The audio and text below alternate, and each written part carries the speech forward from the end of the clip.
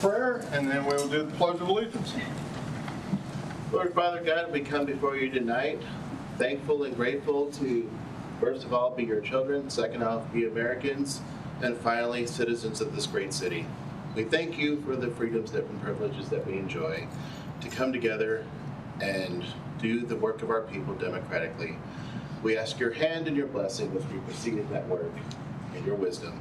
In your name, Lord, we pray. Amen. Amen. I pledge allegiance to the flag of the United States of America and to the republic for which it stands, one nation, under God, indivisible, with liberty and justice for all.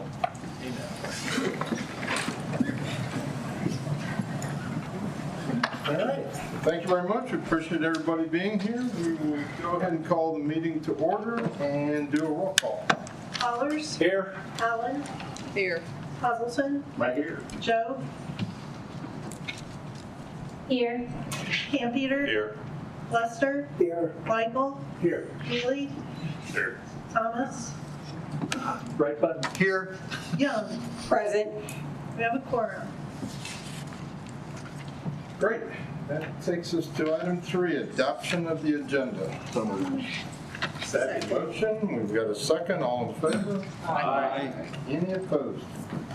All right. Item 4A, Fire Safety Month proclamation. Chief Schofield.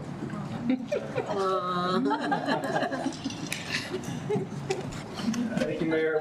We brought in some reinforcements tonight. So we've got Fire Pup here with us tonight. And, he'll be making a few appearances this month. Even though it's Fire Safety Week, we like to say really we spend all month celebrating Fire Safety Week. And so we've got some examples of some of the handouts that we give to the school-aged children around the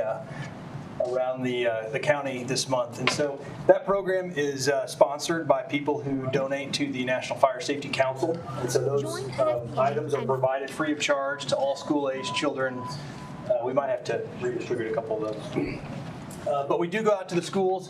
We take a fire safety house that simulates fire conditions for school-aged children in a safe way and allows them to practice what they know. They can take the coloring books home and then practice it at home too. So we feel like that's a really effective program for the kids.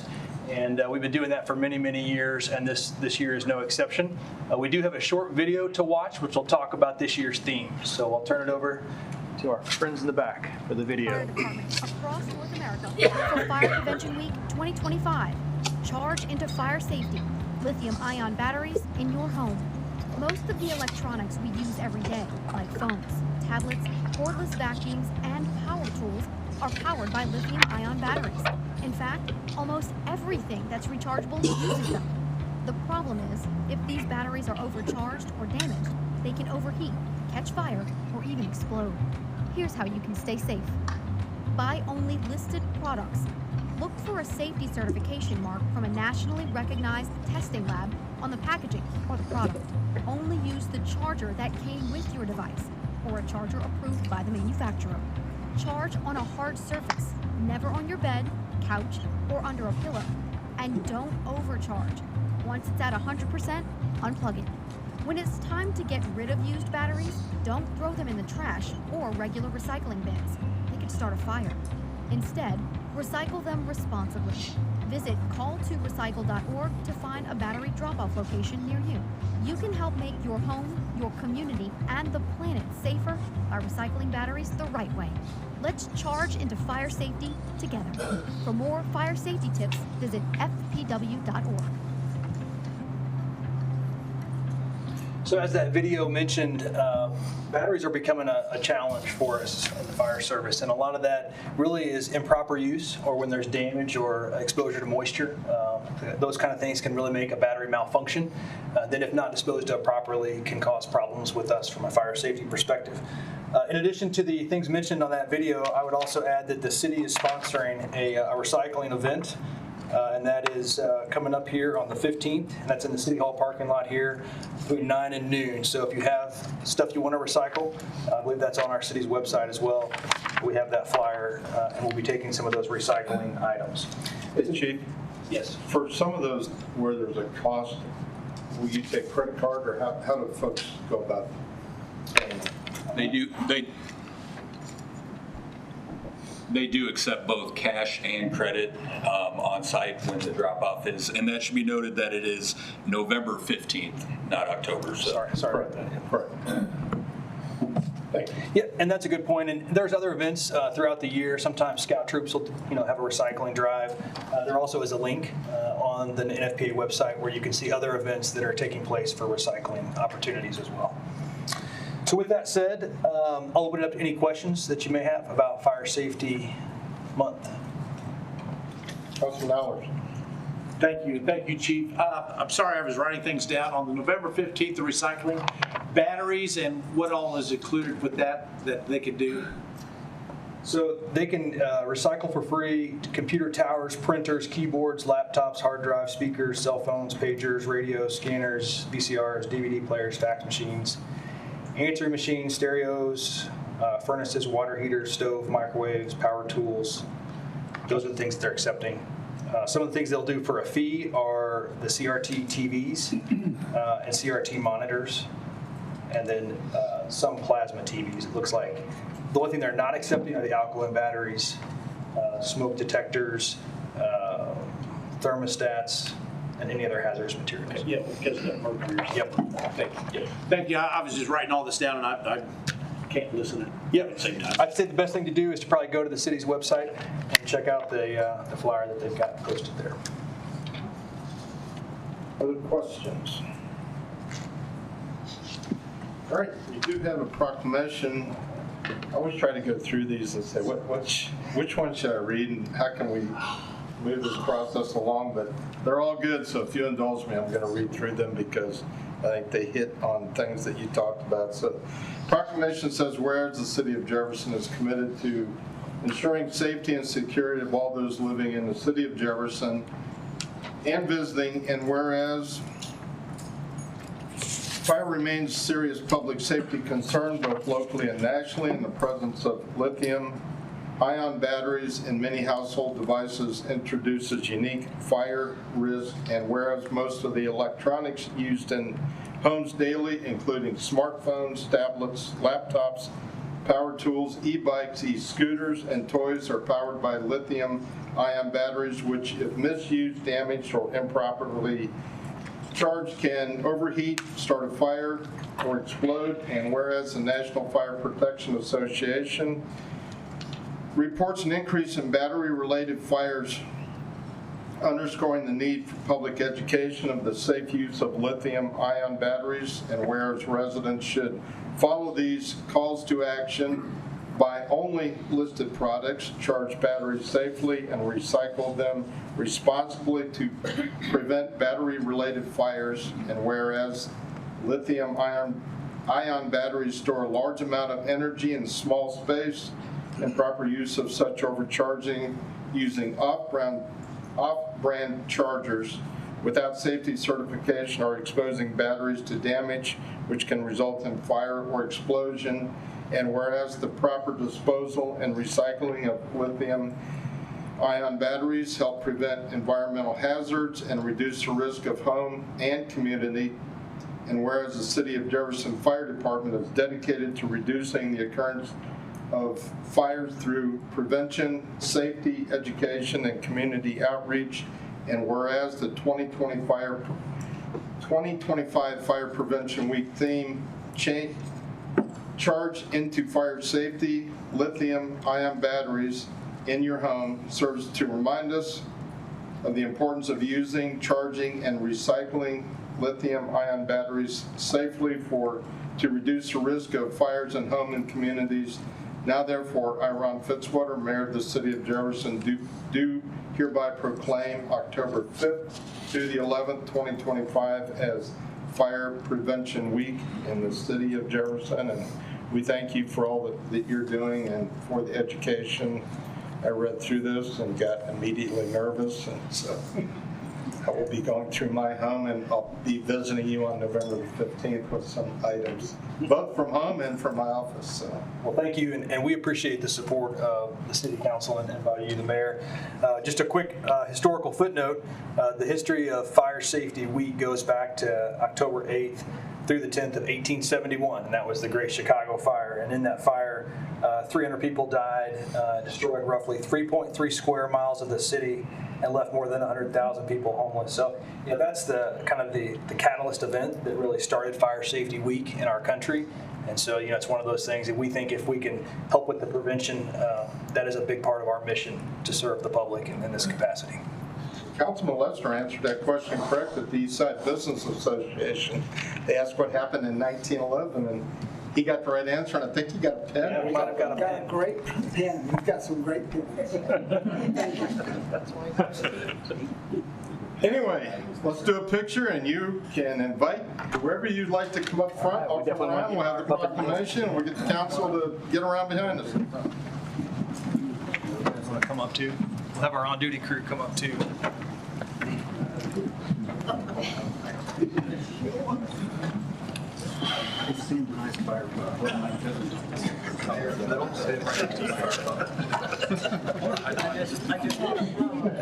gonna have to ankle it. Put fire pump on the end.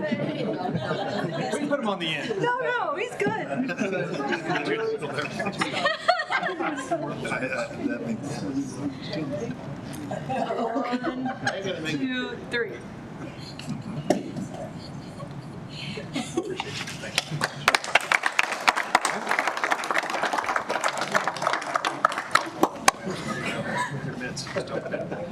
Carry that out with you. Be careful.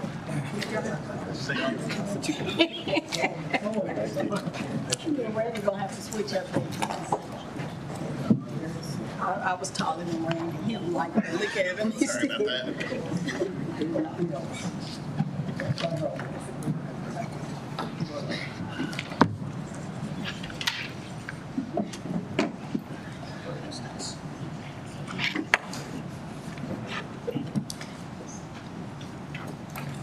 There's a rumor floating around today someone else may have been fire pumped, so I'm glad to see that that's not the case. Ms. Bryan, you want to talk to us about bicentennial celebrations? Yes, thank you, Mayor. I wanted to go through and talk about some upcoming events and activities we have for our bicentennial. Encourage all of you to attend and please spread the word to your constituents. We have a parking lot party. It's the J.C. Mo Birthday Bash on Thursday, October 16th. It's going to be in the parking lot behind the mill bottom.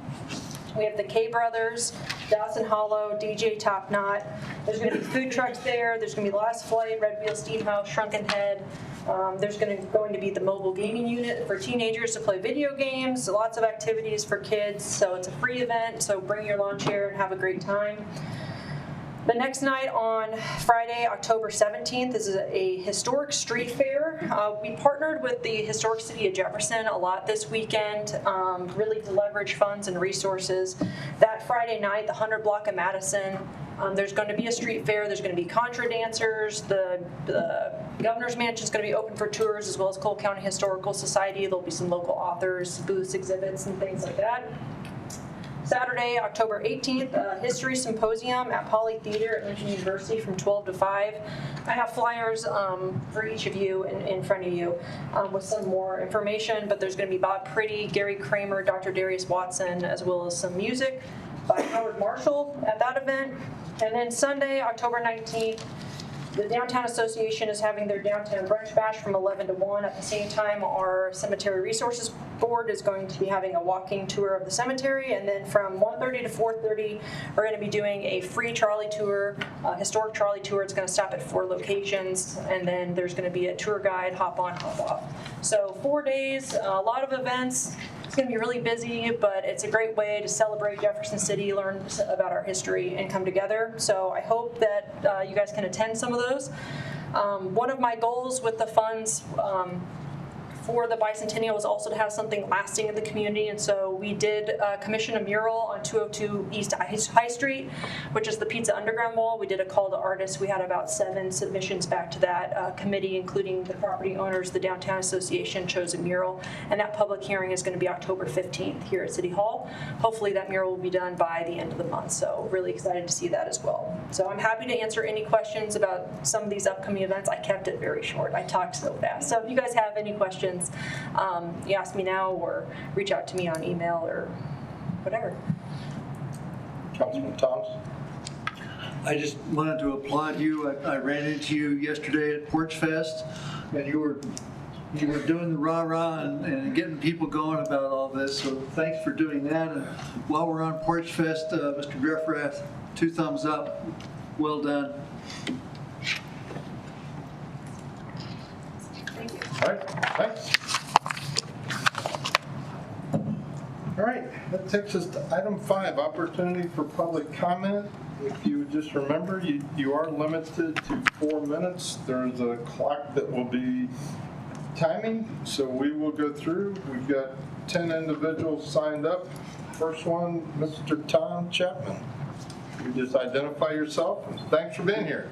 Hey guys, sorry. You got a busy life right now. I do have a busy life, but that's okay. Sorry about my allergies. If I start sneezing, it's not my fault. It could be turf, it could be anything from infill, rubber, all that kind of stuff.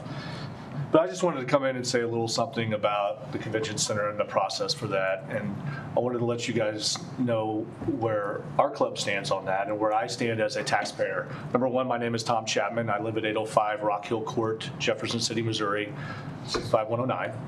And I am a citizen of Jeff City. And I think the important thing for us here is, you know, the importance of economic development, an economic driver.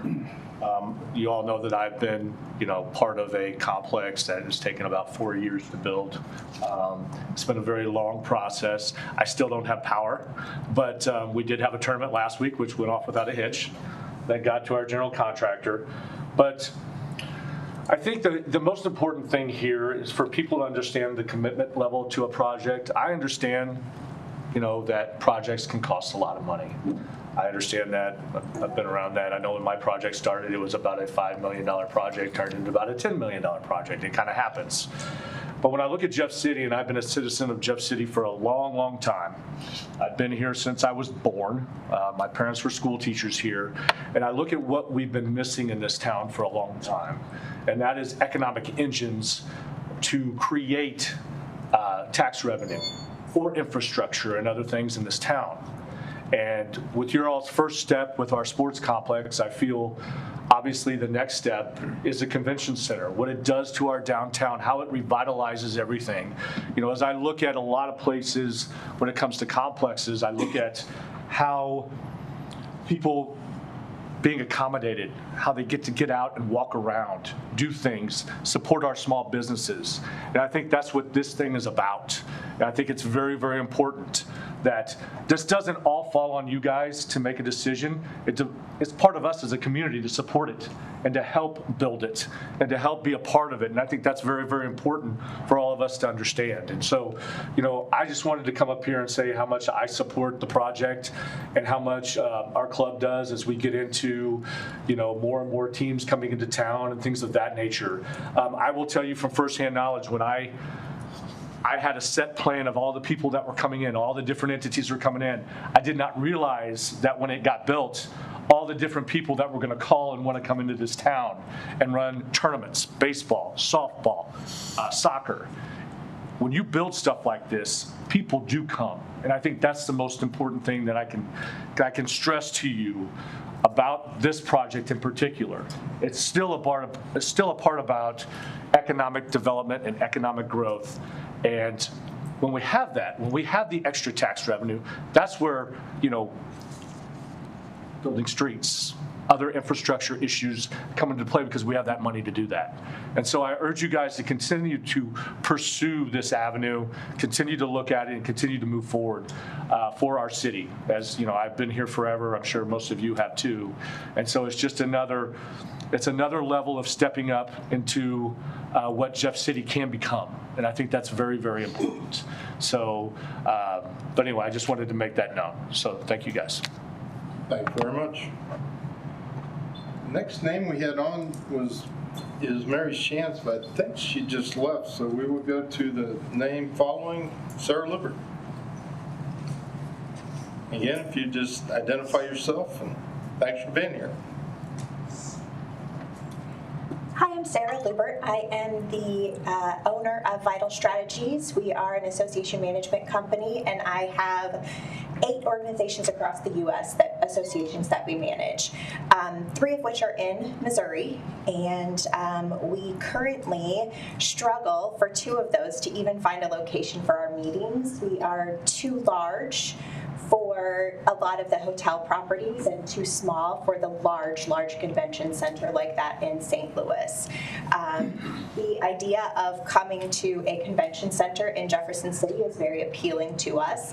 We would love to be able to do that. And Jefferson City, our downtown area, just offers a really natural environment for the convention center and for our attendees. One thing that we don't want to do is, or that my conference attendees will not do, is we will not be at a hotel in a parking lot or a convention center in a parking lot. Jefferson City's downtown area is beautiful. We've revitalized so much in my lifetime here. And it would be such a great asset to all of those that are downtown, all the businesses. It provides just a natural area for those who are attending conferences at the convention center to gather and give back to our community.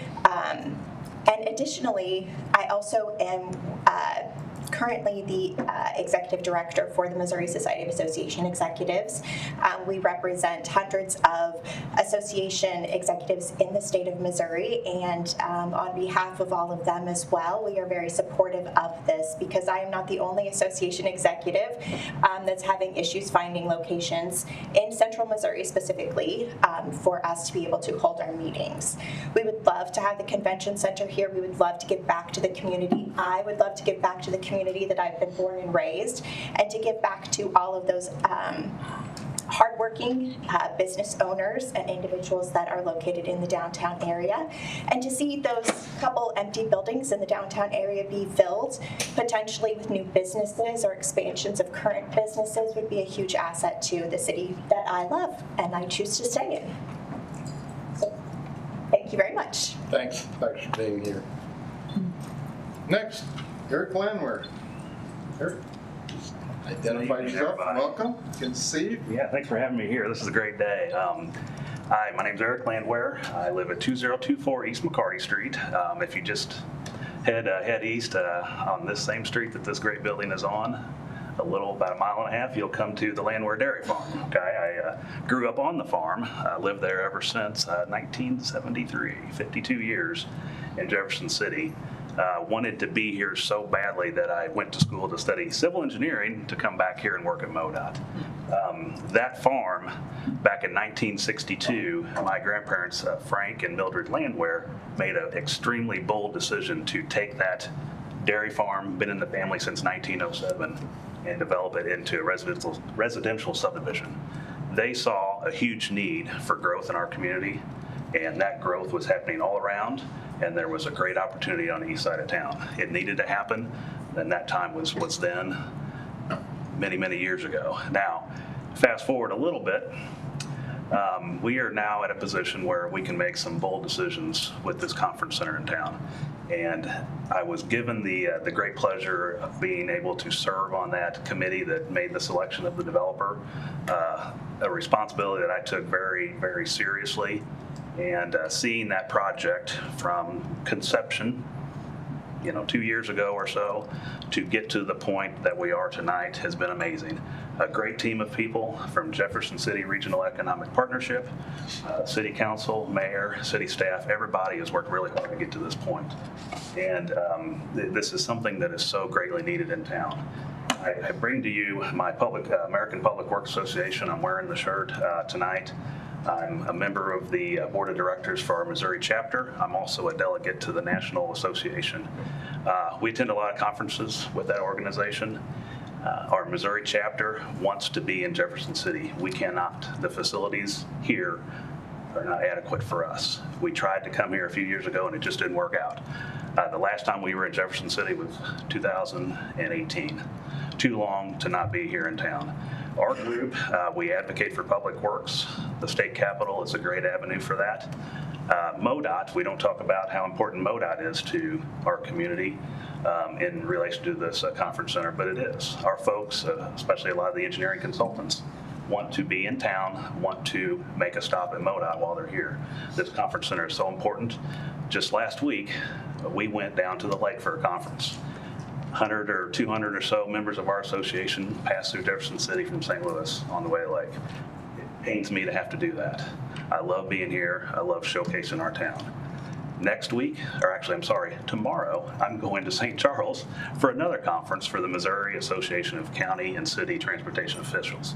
We would love to be here, we just can't. The facilities aren't adequate. This conference center, it will be a gem to our community. It will transform the downtown area. I will say it'll transform our whole city and even reaching beyond that. This is something that's desperately needed. We've been working at it for I don't know how long, 20 plus years. The time is now to make this happen.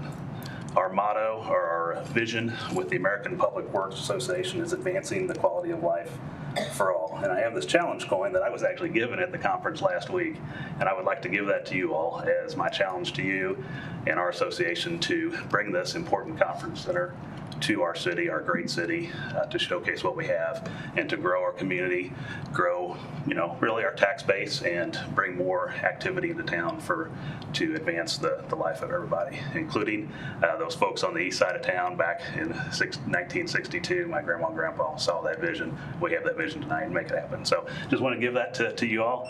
Mayor, I'd be happy to. Well, we had to do a picture with that. Good, if you want. I bet you Miss Bryan would do a picture. I bet council would get up one more time. You want to get up?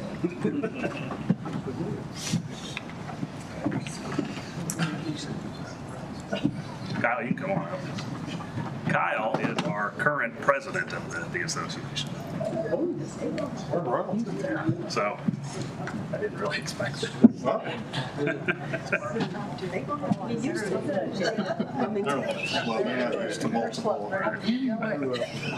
One, two, three. Right.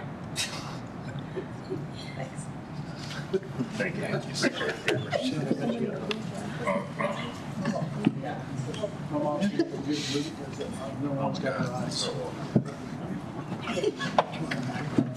Right. That's something I've never heard before. That's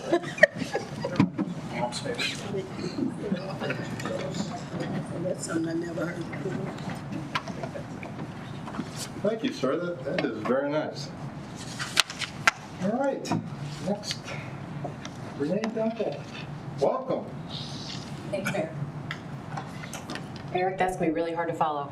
You don't have a challenge coin? I don't have one of those. Good evening. My name is Renee Dinkle, and I'm a citizen of Cole County. And to be honest with you, I'm here just for someone who loves Jefferson City. I was born and raised in St. Louis, moved to Jefferson City after college, never was going to stay here. Now I can never imagine living anywhere else, to be honest. So tonight I'm here to really talk about, I'm highly involved in our community, our chamber, our United Way, a lot of our associations, and we have so many wonderful things that are happening here. And the associations have been talked about, the sports complex have been talked about, and I want to reiterate that too. If you can think that we have over 120 associations in our town, which were just talked about in multiple ways, that we could be having those dollars stay right in our community, that should be staying in our capital city. We are so proud to be the capital city, and they should be able to have those types of events here. If we have anyone who does traveling sports with their children, grandchildren, or just like to travel in general, many of us have gone to city after city and put our dollars into hotels and restaurants and retail. And the soccer complex is the perfect example of bringing that here, and I know that we can do that more. I'd really like for us to think about the convention center not downtown and imagine what our city looks like 10 years from now or 20 years from now if it doesn't change. And if it does happen, what retail, what businesses, what restaurants look like in our downtown area. And personally, I've had a couple of stories happen just in the last few weeks. My husband and I were eating at a downtown restaurant. I overheard a table next to me of two ladies that were having a girls' weekend. And of course I said, "Where are you all from? What are you doing here?" They were from Southwest Missouri. They heard about the MSP tours, and that's what drove them to Jefferson City. They were staying in hotels. They had 3 restaurants they were attending. They were making sure they were getting local Jefferson City ice ice cream, and they asked what stores should we go to. And I said to them, thank you for coming to our city. And that's what we need to be happening more and more and more. And then the same week, I was downtown. I worked downtown, and I overheard a out-of-town businessman trying to explain to some other men that were in town traveling of what businesses were going to be open that afternoon, what would be open for lunch, and what would be open that evening. And I was close enough to just hear that he was struggling to be able to explain what was he going to be able to explain for them to go, what choices did they have. And when we have that convention center, more of those places will thrive. More will stay open longer, be open later, do all of those things. We talk about the process, and Eric talked about the people that have helped this process get where it is right now, 2 years in. I say let's trust the process. Maybe we don't like the exact location or the number of parking spots or something, but let's trust the process, because there's no perfect location, because we all have opinions, and we need to trust that. Within those associations, I would love for you all to really take a look at your ward and see where those associations are located, and go ask them, where do you have conventions and meetings? Because I think we'd be surprised. It's probably a lot like Eric's story, that they're at the lake, they're in St. Charles, Springfield, St. Louis, and those are the ones that we deserve to keep right here in our community. Those are dollars that are going elsewhere that are not going to affect our citizens in a negative way. It's only going to be a positive way. So thank you, Council. Thank you very much. Linda Ingalls. Welcome. You would just identify yourself again. Mic's on, so appreciate you being here. I am Linda Ingalls, and I live at 1310 Swifts Highway here in Jeff City. So basically, we are here to voice our frustration on an ever-constant matter of illegal parking that takes place daily outside of our complex and all along Swifts Highway.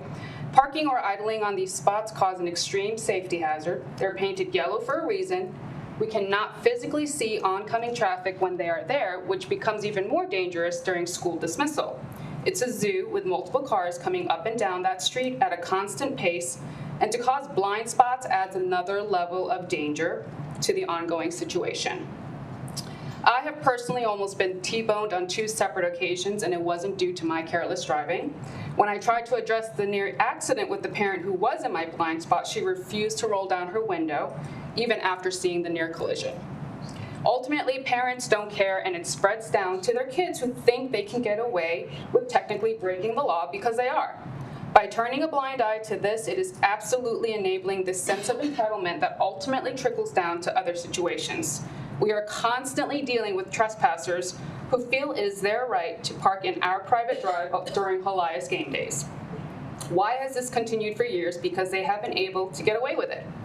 Direct consequences and the knowledge that they will get ticketed for breaking traffic and parking rules is the only way to deter these people with these types of attitudes.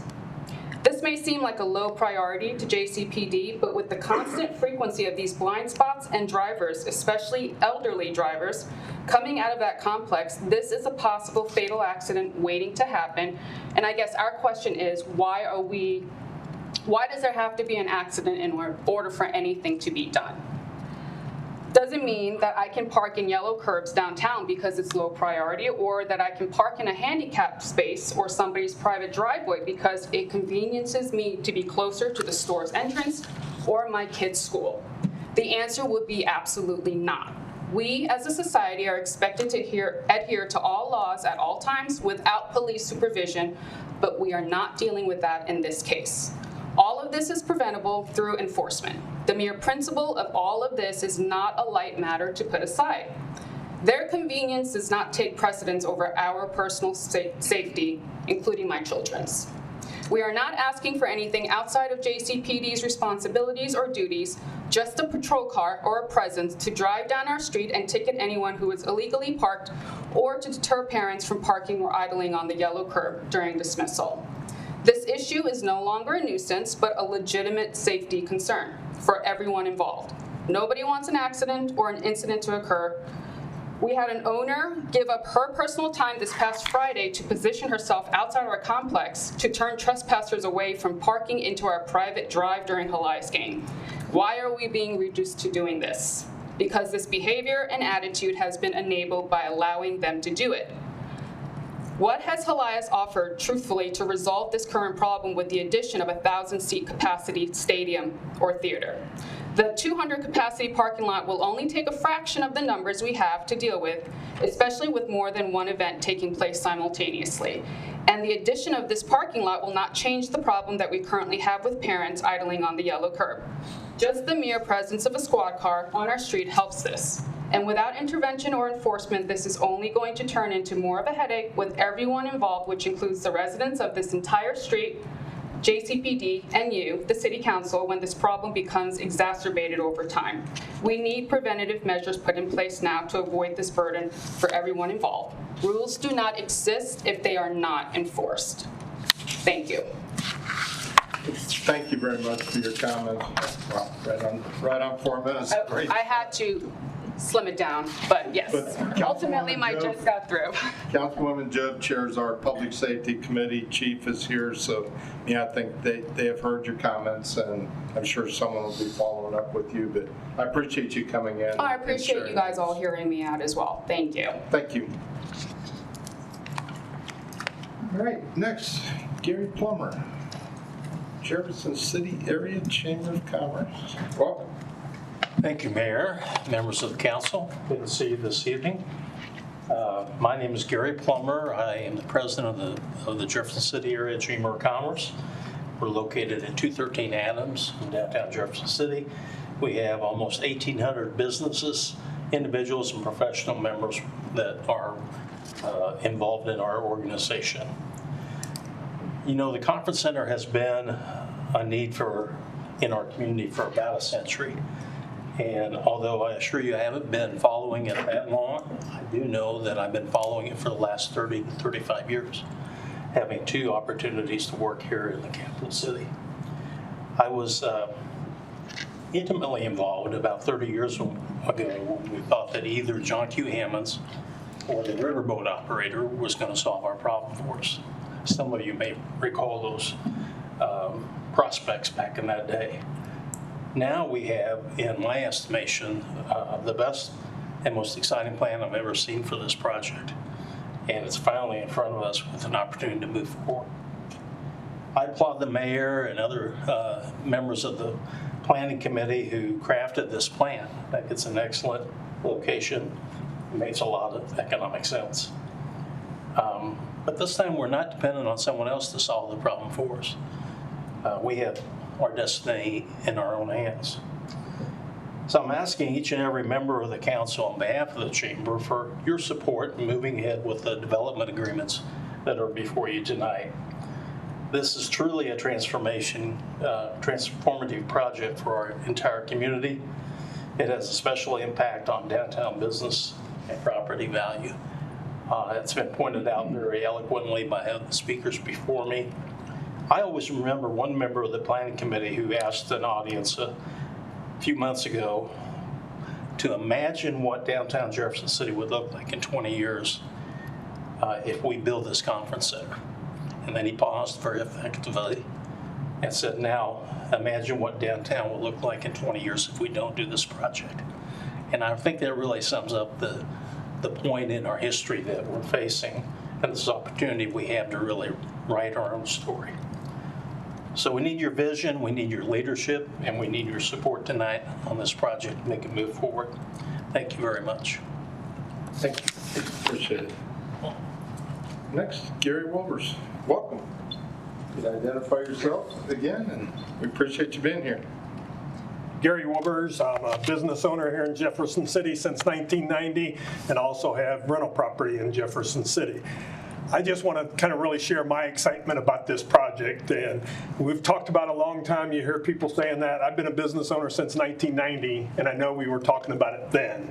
And I think we were even talking about it before, even when I was college at Lincoln University before that. So that time is now to kind of really make the difference. We've seen what happened in price and cost just over the last 5 or 10 years. Just think if this would have happened 10 years ago, the cost would have been a heck of a lot less because we've seen those costs increase. Well, that's not going to change over the next 5 or 10 years.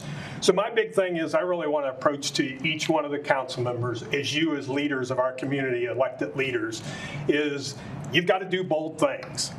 And I know you're going to hear some people in the community say, why do we need that? Not a cost, a lot of money.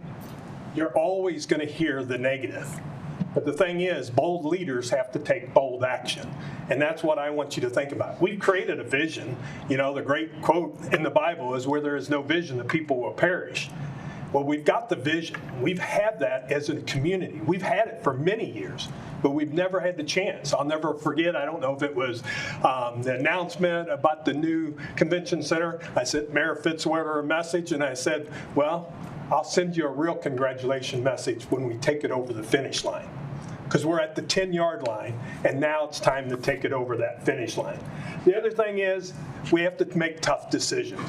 And I agree with some of the others said. If probably not everything's not perfect in this proposal, but the thing is this is what we have now. Let's make the changes we need to make, but let's make the decision to move forward, because we've been sitting here on the sidelines for way too long. We could have had this done a long time ago. And the last one is, we've heard the saying, build it and they will come. I think you're hearing that from others. Build it and they will come. You know, you've heard the saying, when you plant a tree, the best time to plant a tree is today. Well, the best time to plant a convention center and get it going is today. And my request is to you, make the bold decision. You're sitting there, there's going to be tough decisions to make. Make sure you've got the attorney looking at everything, all the right pieces. But let's make the decision and move forward in this community, so I don't have to tell my grandkids, yeah, we were going to build that someday. Instead, let's build it today. Thank you. Thank you very much. Mr. Steve Hobbs, welcome.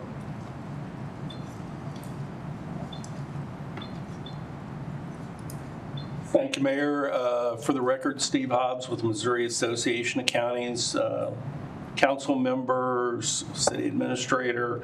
Want to thank you for the opportunity to be here today. You may remember me. I was before y'all about a year ago, I think it was. We are the owners of what my staff calls the Money Pit at 429 East Capitol, formerly known as Busher Funeral Home.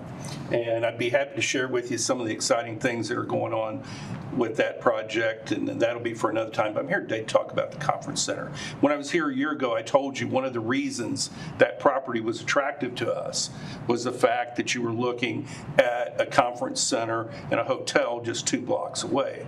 That hasn't changed. Tomorrow morning, I'm going to drive back into Jefferson City and then turn around and leave for the Lake of the Ozarks. Why? Because the assessors are meeting at Margaritaville tomorrow. The assessors used to be in Jeff City 15 years ago. We have 7 organizations, affiliates is what we call them, whether it's the assessors, the county commissioners, recorders, all used to have their meetings here in Jefferson City. And you say, well, why is that? Well, I'm sure to your chagrin sometimes you have the big dome building over here behind us. And that, while that creates its own set of problems, it's also a blessing to you, because people want to come to where state government is at. So out of those organizations that have left in just the last 15 years, we're talking over 2,000 people that would be here. The County Commissioners Conference, 330 commissioners, plus vendors. We're topping out at about 600 people there.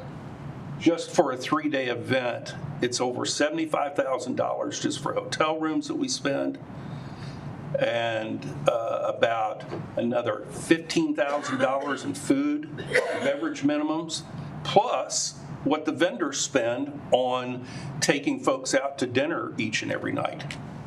15 years ago, those were all right here in Jefferson City. And every year we read the surveys. When are we going to be able to come back to the state capitol? Folks, you've got a tremendous opportunity here. And it's been talked about 25 years ago when I was in this town quite a bit. Now's the time to act. You are falling behind, and if for no other reason, do it, because I don't like driving to Branson or Kansas City or Springfield for all these other meetings where people really want to be here in this town. The simple fact is that you do not have the services here that are required. And if you look at other states around us, just last year, I was at a meeting in Madison, Wisconsin. We were a 5-minute walk at our hotel from the state capitol and 5 minutes away from the state offices for the Wisconsin Association of Counties. That happens all over the country when I travel to other state capitals. We do not have that opportunity here. And finally, I'm taking an event to Kansas City next fall. They wanted to come here, but we don't have the facilities to house them. And that's just a shame. So please, please consider doing this. It's the right thing for your community, and it's the right thing for the growth of this community. Be happy to answer any questions. Thank you very much. We appreciate you being here. Thank you. Appreciate your investment in the city. All right, Mr. Ken Hussey, welcome. Mayor, good to see you back in City Hall. Happy to be here. Ken Hussey, live in the 3rd Ward, and I can empathize with where you're at. So I started on the council in 2013 and walked right into a conference center process. And at the end of my tenure, we dealt with the conference center process again. And so tonight's the night where it starts, like the rubber starts to hit the road a little bit, right? Everything at this point is still kind of hypothetical in your mind. And now you got to vote, right? You got to actually go on the record with what you think. And so I can relate that it's a heavy decision, and I understand what you're grappling with here. I would argue in the past, in my opinion, it's never quite worked out right. Location, cost, return, it just never quite makes sense. But now it feels like, okay, the pieces finally aligned how they should. Like that location is really good. Partnering with a parking garage that needs to be replaced and probably should have been replaced when I was on the council makes sense. And building that space of that size makes sense. You'll hear folks, well, we're never going to attract things because it's not as big as the lake. 60,000 square foot conferences aren't coming here, right? Like they're going to find that venue elsewhere. So what do I do professionally? I work for the Y. I host statewide conferences at the Capitol Plaza Hotel here. And over the next 8 weeks, I'm going to welcome 1,000 teenagers and 120 adults over 2 conferences to this community. And so I've got skin in terms of what I do professionally by hosting things to see what it takes in this community to host things. And I can tell you that we need more. I've maxed out on what I can do at that property, but I have to be there because I run a model government program that uses the Capitol building.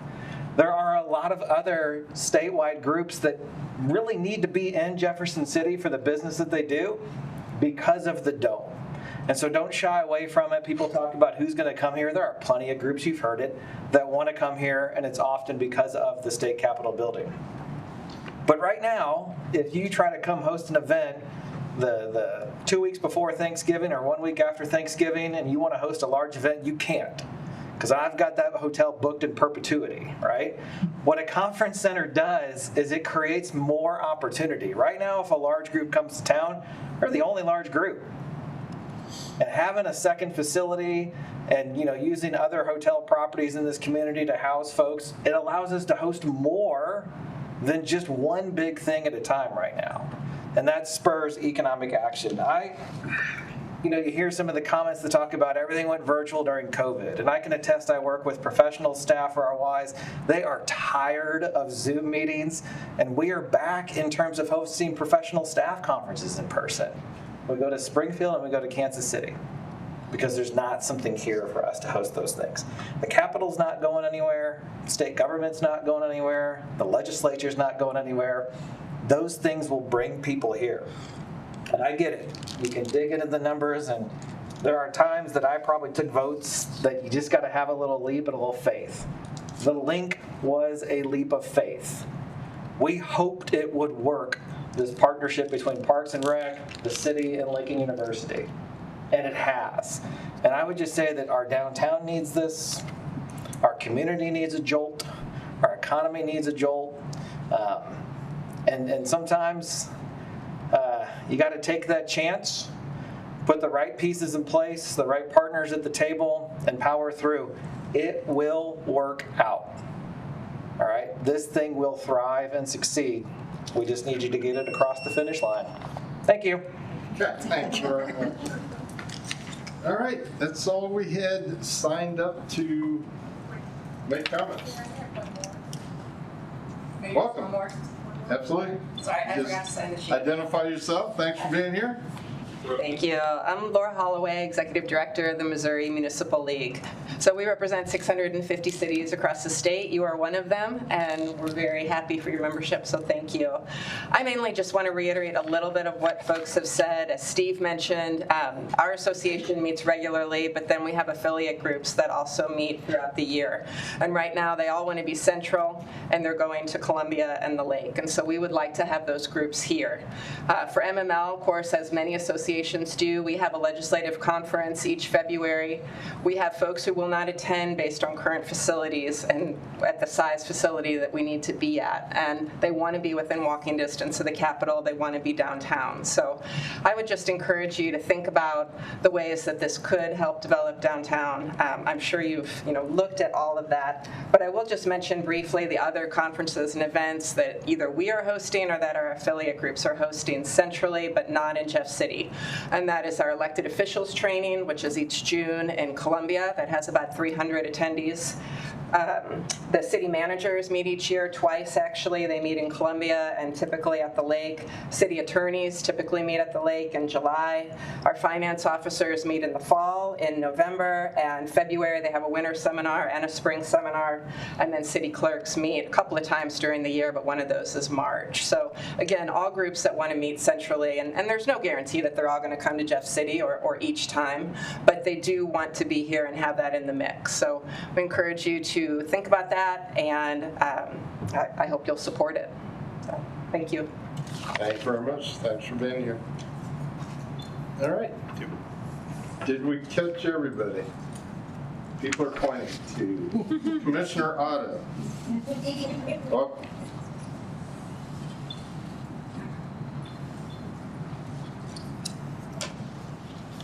Mayor and council members, thanks for letting me speak. I could talk about my 60 years of hanging around downtown Jefferson City, out of high school working at MoDOT as an intern. Some might say I haven't gotten very far because I'm just a few blocks away, but spending time knowing the downtown and knowing what it lacks this building that we're talking about and this facility. I spent two stints in the Truman Building when people used to walk uptown to have lunch in the good old days. I worked in the old Missouri Power and Light Building, which nobody really remembers where that was, which was across from the Capitol Theater, which isn't there either. But one of the things that maybe I can add to it is I spent 50 years in the public accounting business and got my 50-year pin last year. And what the society, Missouri Societies of CPAs would do every year is every other year is find an in-state location to have their annual meeting. So I've been all over this state for these meetings, but I've never been to Jefferson City for the meeting. We've been to Cape, we've been to Kansas City, we've been to Branson, we've been to St. Louis, and a few other places, Columbia.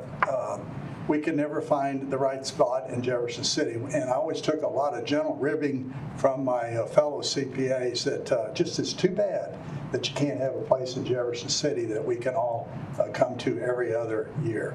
So I encourage you, maybe the planets have aligned up for this one. It took the News Tribune facility to move. It took the garage to nearly fall. And these things start to come together, and with the work that you've done, the planning that you've done, the models that you've worked on, this is the time to pull the trigger and trust that these folks who have talked about coming to use your facility, they will do that.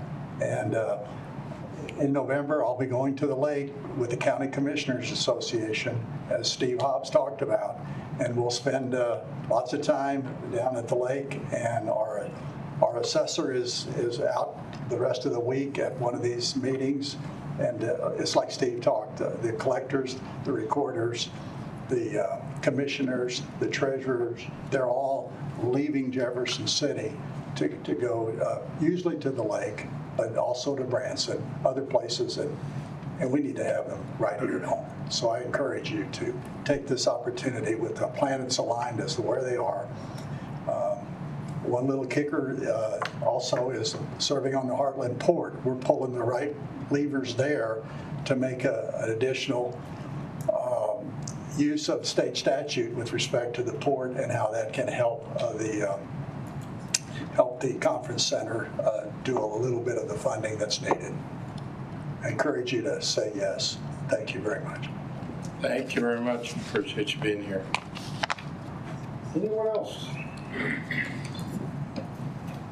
All right, we'll move on to the next item. I appreciate everybody who's here to speak. I'm sorry.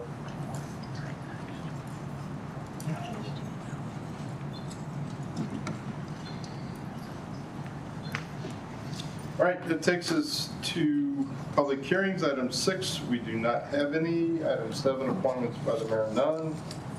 Item 8, presentations from the staff and consultants.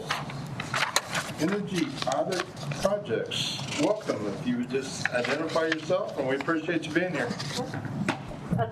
Thank you for having us. I'm Ellie Blankenship with Verigy. I split time between our St. Louis and our Jeff City office. Hi, Jason Becker. I'm a lifelong resident of Jefferson City, and I manage our office at 1904 Bubble Lane. And Jeff. Thank you so much for having us. We just have a brief presentation which is in your packet. Please feel free to ask questions as we go. First of all, I did want to just thank your staff in advance for all the time and help that they've provided for us in getting this project to where it is today. So just our accomplishments to date. Oh, I have to move this. Okay. You guys, we've been working with the city for quite some time now. You advertised for proposals back in May of 2024. We were selected in August, and then we started doing all of the energy audits throughout that, getting information, doing facility site visits, interviewing staff. We originally presented the energy audit back to staff in February. Then we went through and prioritized projects. Obviously, there was a very long list. We've narrowed it down significantly. We've presented those budgets and savings to staff as well as the finance committee, and we're here today to go over those with you. Just about some of the things that we focus on. It's really mostly the energy using infrastructure within your facilities, HVAC, lighting, controls, building on, it just keeps like moving on its own. I'm not touching it. And building envelope. Okay. It wants me to move on. So the way we did methodology, we grouped the buildings into 3 different areas. We looked at city buildings, the parks and recs, and the wastewater treatment. Today we're focusing on the city facilities. We conducted walkthroughs again, and we put all of our all the buildings in the modeling software to identify benchmarking and where they were in comparison to other similar type facilities. And then we provided those reports. And then we have since finalized the costs and savings associated with each of the recommended improvement measures that we're looking at today. Oh, now I'm going, but now it's coming back. Okay. Here's a list of all the facilities that we looked at. Obviously, animal control, city. Anyway, you know your buildings. These are all the ones that we looked at. Fire stations, and then the airport buildings. So how these projects work, we utilize Missouri Statute 8.231, and it's an alternative procurement method for funding capital improvement projects where the savings from the project help fund the project over time. So if you look at your current energy and operational budget, during the project you have the green any savings, energy and operational savings, so what you're spending to your utilities as well as what you're repairing to, what you're paying to repair and replace equipment, like for example at the police station. And then we have any grants and rebates that we can get for you on top of the project, which there is some exciting IRA funding available. Is there like a way to pause it? It's like going after a few seconds. Yeah. I don't know if that's like a stop button. Be quick for that one. Yeah. But so we do, so there's a whole thing, it's a turnkey project, we guarantee the savings.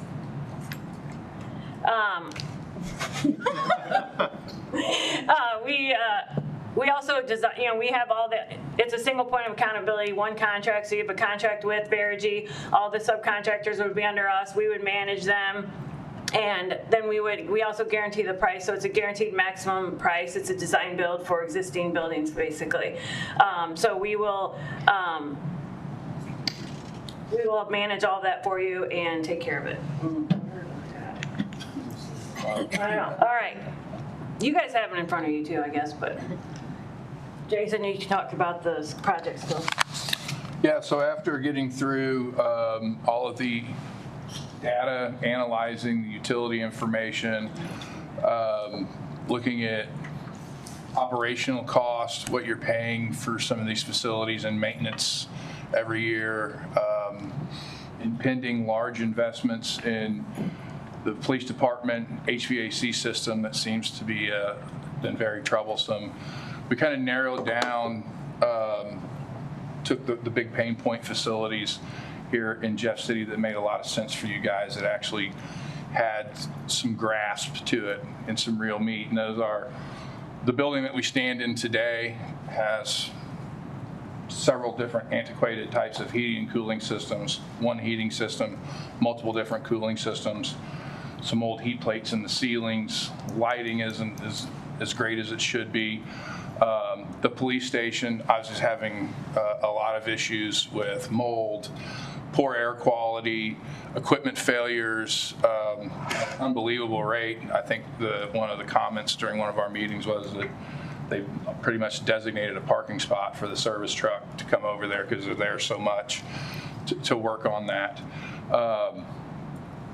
We've tried to evaluate expansions here, if that was a feasible item. We've determined at this point in time that looking at expansion of the police station is probably something that is not feasible right now, because you guys didn't really know when that might come along.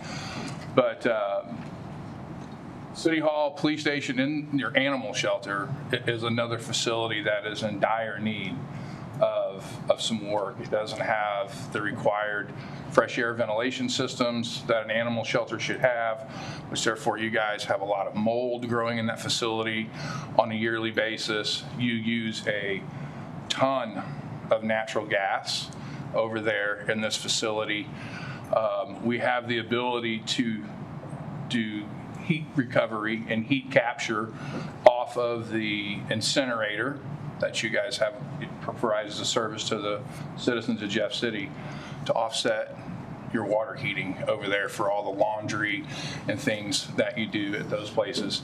And then there's some other high-level fire stations, your streets, buildings, your transit buildings, all have old fluorescent technology that some really quick, immediate upgrades to LED will provide you some very quick energy savings and increased operating capital in the very near future. Am I like being punked here? How did that stay on your thing the whole time? I'm just kidding, but no. I don't know. I got lucky. I'm like, what's that? But no, so, and just so for some other additional details, the bore field that we're talking about doing for the City Hall and Police Station will actually be in the parking lot, not the paved parking lot, but the gravel parking lot that's behind it, so it won't impact employee parking and all that, and so that's something that's changed since we originally met with finance, that we moved that bore field. But yeah, so the total cost of the project is a little over $7 million. Your annual energy savings the first year is $70,000, operations and maintenance of $75,000. And then avoided future capital expenditures. So what that is that's money that you're gonna have to put into these facilities anyway. For example, like the police station, the $500,000 that you have, sitting on the desk right now for repairs.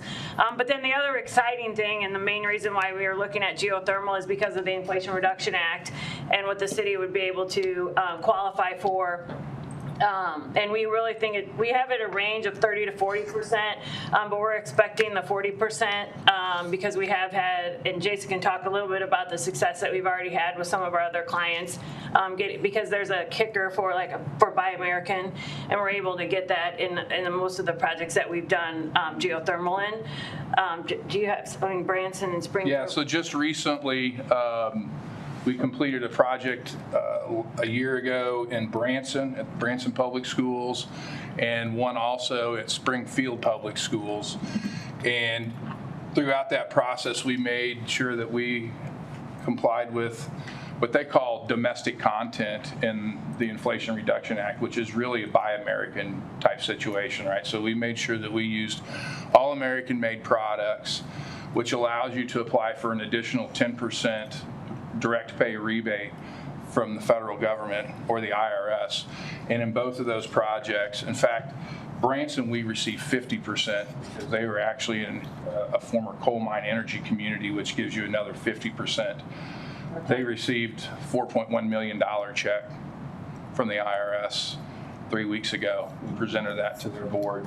And Springfield Public Schools, just in the last 30 days, received $4.1 million themselves, and we are now moving on with new buildings and implementing more geothermal in those facilities. Geothermal systems have a lifetime of units, 30 years. Piping is guaranteed for 50, and well fields should operate for at least 100 years, as long as you maintain your water. So yeah, basically that will be applied for after the project is complete in the year following in that appropriate tax year. Now I'm scared. Okay. So the next step would be to determine the financing, and I think that's something that we've been working with staff and Todd to look at different avenues for how you might want to finance the project, and then project approval that would move forward with the project implementation. And that's where we would have a dedicated on-site project management team working, because obviously these buildings are going to stay occupied. We're not going to shut them down, so we got to work. That's really critical piece, is to have that on-site project manager here managing all the projects throughout. And then we have the ongoing measurement and verification to make sure that we saved you what we said we were going to save you. If we don't, we pay you the difference. Right. Never won't happen one time in 18 years that we've been in business. So just a little bit about us. As we mentioned, we were founded in St. Louis, and our Midwest headquarters remain there, but we also have a local Jeff City office that acts as the engineering hub for our state. We have over 500 employees. We've done $2.1 billion. We have dedicated local government teams. So we have a previous city manager and Parks and Rec directors on our team that really understand city business. The other big one I want to point out is that we're a National Association of Energy Services Company accredited. So we have to go through a very rigorous process to get that accreditation. So it's something that we're very proud of. And then we also have offices in Springfield and Kansas City. And the other big thing is that we're vendor and equipment neutral, so we don't manufacture or represent any particular type of equipment or systems. It's what makes the most sense for your particular facilities. These are just some examples of some of the references that we have throughout the state and different municipalities. One of the things I'm proud of is that the additional phases that we've done with many of our clients is that we do a good job the first time, and they come back and do additional work for us. And that's really all I had. Do we have any more questions? We're open to questions. Councilman Allers. Thank you for the presentation. Looking through that again today, I saw like charging stations and solar panels. Is that going to be installed, or are those options, or is this the total package of what we saw with the diagram of the city hall you all had? Yeah, this is what we've narrowed it down to right now. We can certainly look at EV. The solar, because of the IRA ending, it hasn't really been made a whole lot of sense. And the payback's been low in Missouri, or not long in Missouri with solar. So. But those are just Those are just options. I don't think we didn't propose any EV or solar. We don't have anything in there. Thank you. Ms. Perry. So essentially, what the city administrator and I have spoken about with Verigy, on the very first page that's in your packet, there is a checklist of some of the options that we previously talked about. And so everything that's quoted in this pricing here are the options that have the X in front of them, where you see the total project cost flow out to the last column. So those items selected are the items that we're speaking about at this point, which is a majority of the things that were discussed on the list previously. Thank you. Other Councilwoman Al? Good evening. Thank you so much for being here and for your work and the staff's work. Really appreciate it. I've got a couple of questions for you. When you've got your project costs, you've got $7 million essentially, and then these annualized costs, annualized avoided or savings. Is the $280,000 capital expenditures every year, or is it a one-time annual avoided future capital expenditures? That's an annual number, but again, that's more amortized over. So it's kind of saying, okay, if you were to replace like City Hall, police, animal shelter, and the total cost of that would be X, that's divided out over 15 years. But that's still money that the city would be putting into it, but it's considered savings as part of the legislation. Okay, and so the total not to exceed project costs includes, that $7 million includes those rebates? That's before the rebates. Before the rebates. Right, so if you're looking at because it's after the fact. So because the way the IRA is going to work is that you're going to get that money the year after, tax year after the project's complete. So say we finished it in 2026, you would get those credits in 2027. So you do have, what we're looking at is we're working with Todd at your financial advisor and looking at being able to re-amortize payments after you get that big tax credit, because it's going to be closer to less than $5 million. Okay. The reason why I'm asking is I just want to make sure, of course, we need to be good stewards of our energy and how it affects our earth and the world. I understand that. But without those rebates, it would be about 16 years to recoup our costs. So with the rebates, it's probably going to be lower, but I just want to make sure that we're actually looking at this is the most cost-effective way to do it. So that's just my comment to the staff and to y'all. Thank you. Yeah, and the only thing I would just point out there is that, what I always say is there's some things that you do just for the sake of the energy, like the lighting, for example. That's more just from a payback standpoint to help fund other things. And there's some things like the HVAC that you're going to have to do anyway, like regardless of, so it's to do it in the most efficient way possible. So that's kind of like, whereas, and that's why we looked at geothermal, and because of the IRA, that does bring the cost of geothermal even less than some of these more traditional type systems. So the reality is that these systems are in need of replacement now. So we're just trying to come up with the most efficient way for you to replace them over time. Yeah, and I get that. Yeah. I just want to make sure we're doing it where we actually see the return to over while the life of the equipment is being used. Right. Thank you. If all the forecasts are correct and our energy goes up 36% in the next 4 years, these amortizations will change greatly. Yeah, we've heard a lot that because, that the energy, especially in Missouri, is going up significantly. So we're probably very conservative on our escalations and stuff that we've been looking at too. Councilman Lightfoot. Thank you, Mr. Mayor. Appreciate y'all being here. You guys have been diligent in presenting the information to us, and the guarantees that you offer and the historical fact of your company is very relative to help prove concept that Councilwoman Allen was talking about. That speaks volumes to me and credibility. So thank y'all for that. Appreciate your work in helping us get through this. All right, thank you very much. Thank you. So, real quick, I know I didn't sign up to make public comment, but since I'm in front of the microphone and I've lived in Jeff City my entire life, I just want to keep quiet about it. I'm not.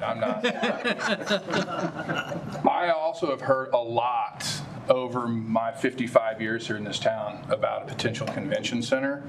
And I spent my last weekend in Branson, Missouri at the Missouri State Plant Managers Association. I believe, and I might be off a little, there's over 1,000 public schools in the state of Missouri. Every maintenance director was in Branson. Filled the Hilton Convention Center on the Landing, 3 other hotels, and I don't know, I think there was 122 vendors. That Verigy was one of the 122 vendors that we spent several thousands of dollars entertaining people over 4 days in Branson last year. So I'm pulling for you guys. I hope we get something here because I'd like to have conferences in my hometown and I don't have to go anywhere either. Thank you. Thank you very much. The presentation was for information for council to ask questions. There will be additional information coming back at the next council meeting, as most of council and certainly Councilman Leichel is aware. We have built some preliminary dollars into the budget to help hopefully push this project forward. But you will be getting additional information and probably at the beginning of an action item at the next meeting. All right, takes us to item 9, announcements by mayor, council, and staff. Administration committee, Councilman Allers. The next meeting is scheduled for November 5th, 2025, 4 p.m. across the hall. Councilman Leichel, anything for finance? No, Mr. Mayor, at this time we don't have anything scheduled since we're at the budget year. Thank you. All right, public safety, Councilwoman Joe. Our next meeting will be Thursday, October 30th at 3:30 in the police training room. Public Works and Planning, Councilman Lester. Yeah, our next meeting is this coming Thursday, October 9th, 7:30 here in council chambers. Anything else to report to the council? All right, takes us to perfect timing, Councilman. It takes us to item 10, consent agenda. You have a number of items in front of you. Councilman, did you have a request? I withdraw my request, Mr. Mayor. All right. So you have the consent agenda in front of you. Any other changes to the consent agenda? Councilman Neal? No change. Could I make a comment? Well, it's a consent agenda. How deep is your comment? Just brief. I just want to thank staff and all the parties involved here for the declaration of certain real estate here for sale. I think it's good any time that we can liquidate assets that we're not using, not benefiting us. And so kind of wondered about a couple of these in Ward 2 and happy to see us move that forward. Thanks. All right. We have a motion on the Councilman Allers. Motion to approve the consent agenda. Second. All right, we've got a motion and a second. All in favor, say aye. Aye. Any opposed? All right, takes us to item 11A, 2025-040, bills introduced. An ordinance of the City of Jefferson, Missouri, authorizing the mayor and/or city administrators to enter into a contract with the Missouri Department of Transportation to receive grant funding for the Jefferson City Police Department to conduct a work zone enforcement program. Chief Foley. Thank you, Mr. Mayor. As the clerk stated, this is pretty much annually we receive grant funding from Missouri Department of Transportation for overtime costs, and this year we applied for $9,000 to contribute to overtime for our work zone enforcement. Entered into that contract, we would deposit that into our overtime line item in the budget and utilize that to do work zone enforcement. Be happy to answer any questions. All right, seeing none. Item 11B, 2025-41. An ordinance of the City of Jefferson, Missouri, authorizing the mayor and city clerk to execute an agreement with Midwest Utility Contracting, LLC, in the amount of $89,935 for the installed grid separator equipment project. Mr. Bremer, welcome. Thank you, Mr. Mayor. Yes. This equipment installation at our wastewater treatment plant will take care of a piece of equipment that as wastewater initially enters our wastewater plant, grit and grime and what have you go through this piece of equipment, and so there's a lot of wear and tear on the equipment and what it's made out of, everything. So this equipment was originally installed, I believe, in around 2002. 2003, excuse me. And so God bless our wastewater treatment staff for keeping what we have had running for such a long period of time and such a tough environment. So it's come time to replace that piece of equipment, and we do have money in our capital projects budget. So, any questions? Questions? Councilman Thomas? Just a quickie. Is baby wipes and things considered grit, or is that something else? Because I know I've heard that that's an issue in wastewater with things that maybe ought not be flushed or getting flushed. Flushable wipes are definitely a big headache of wastewater collection systems and cause clogs and everything else. But, a lot of sand and kind of gritty material is what this piece of equipment gets rid of primarily. But it can catch solids such as that. Thank you. All right, takes us to item 12, bills pending. Item 12A, 2025-037. Amending the 2024-2025 budget by reclassifying 2 full-time street maintenance workers at pay grade 103 to full-time construction inspectors at pay grade 110 within the Department of Public Works. Mr. Bremer, you're back.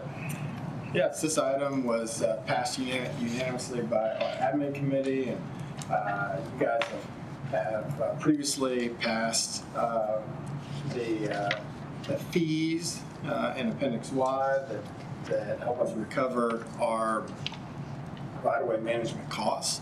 And what this bill would do would allow us to reclassify 2 positions to construction inspectors, so we can properly manage all the companies, all the utilities that are doing work in our right-of-way. Presently, we have 1 full-time staff member, and as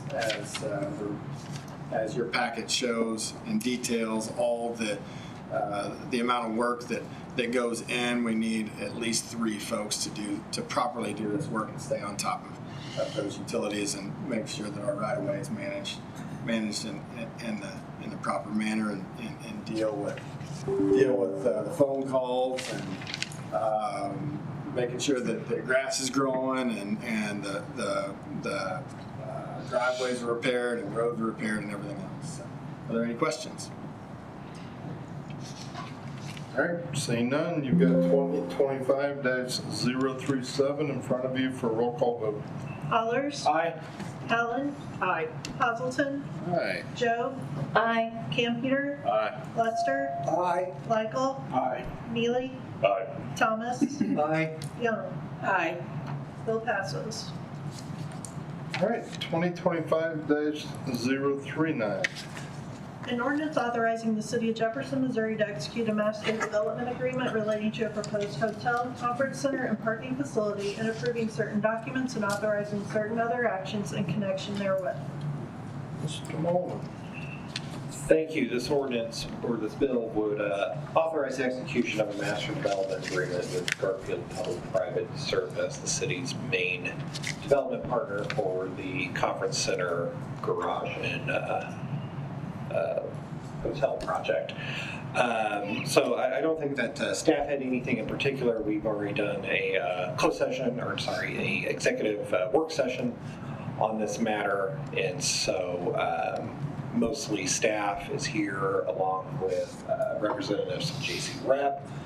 Mark Spikerman from Gilmore Bell, who serves as bond counsel on this deal, is here, and did I miss anyone else? Mr. Bullard, Mark Bullard from Garfield Public Private is also online joining us to answer any questions. But essentially, this is the document that engages Garfield Public-Private to lead this project on behalf of the city for the duration of the project. So I'd be happy to answer your questions or defer to the expert in it for any particular question that you may have. Questions? All right, seeing none. You have 2025-039 in front of you for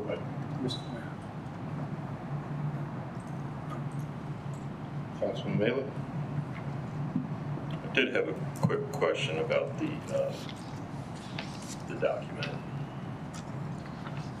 For who do you want to ask?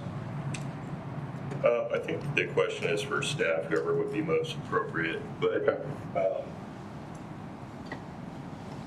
in section, it was hard for me to figure this out, but in 212, the coordinate, in section 212 of the Master Development Agreement, the coordination and approval process are subject to the approval of the city representative.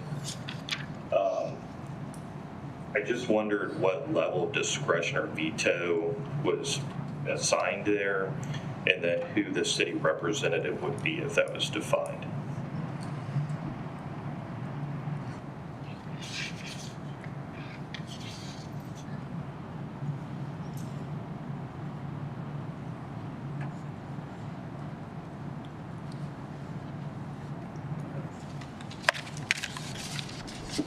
So last question first. The city representative is the city administrator.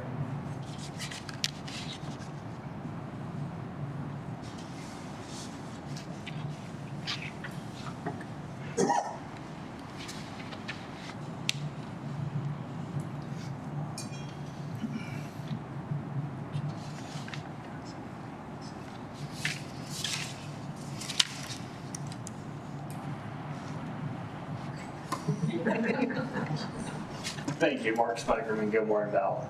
As Ryan mentioned, the city representative is defined as the city administrator, and depending on the nature of the question and the approval required, it would be the city administrator exercising his professional judgment as to whether to bring in the mayor or the council or to make the decision himself. Okay. So was that our intent in the document to do that, since we have the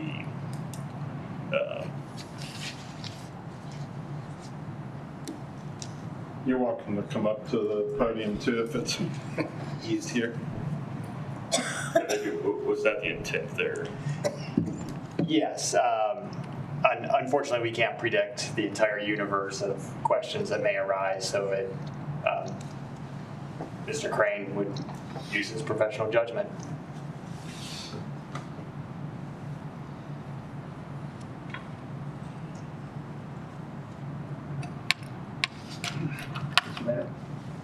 Well, Councilman Allers had his hand up. Did you have a question?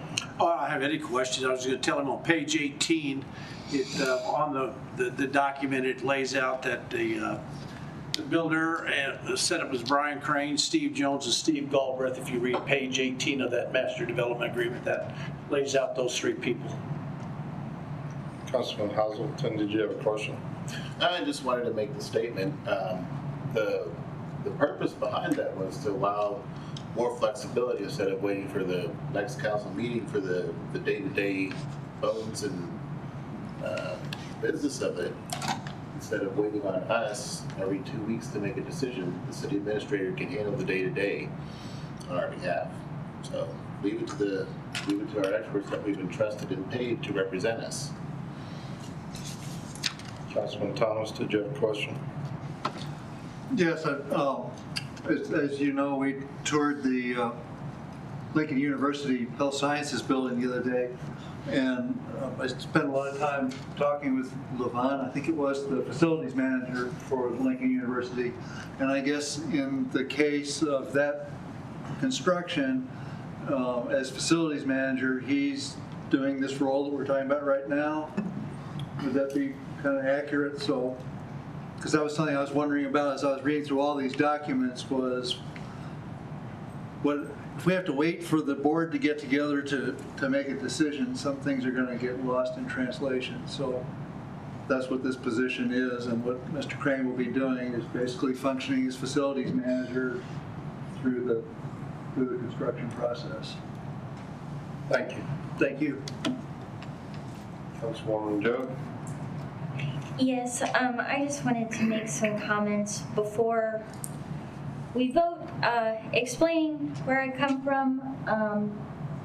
And I say all of this from a place of respect because there are a lot of people in this community who are very excited about this project. And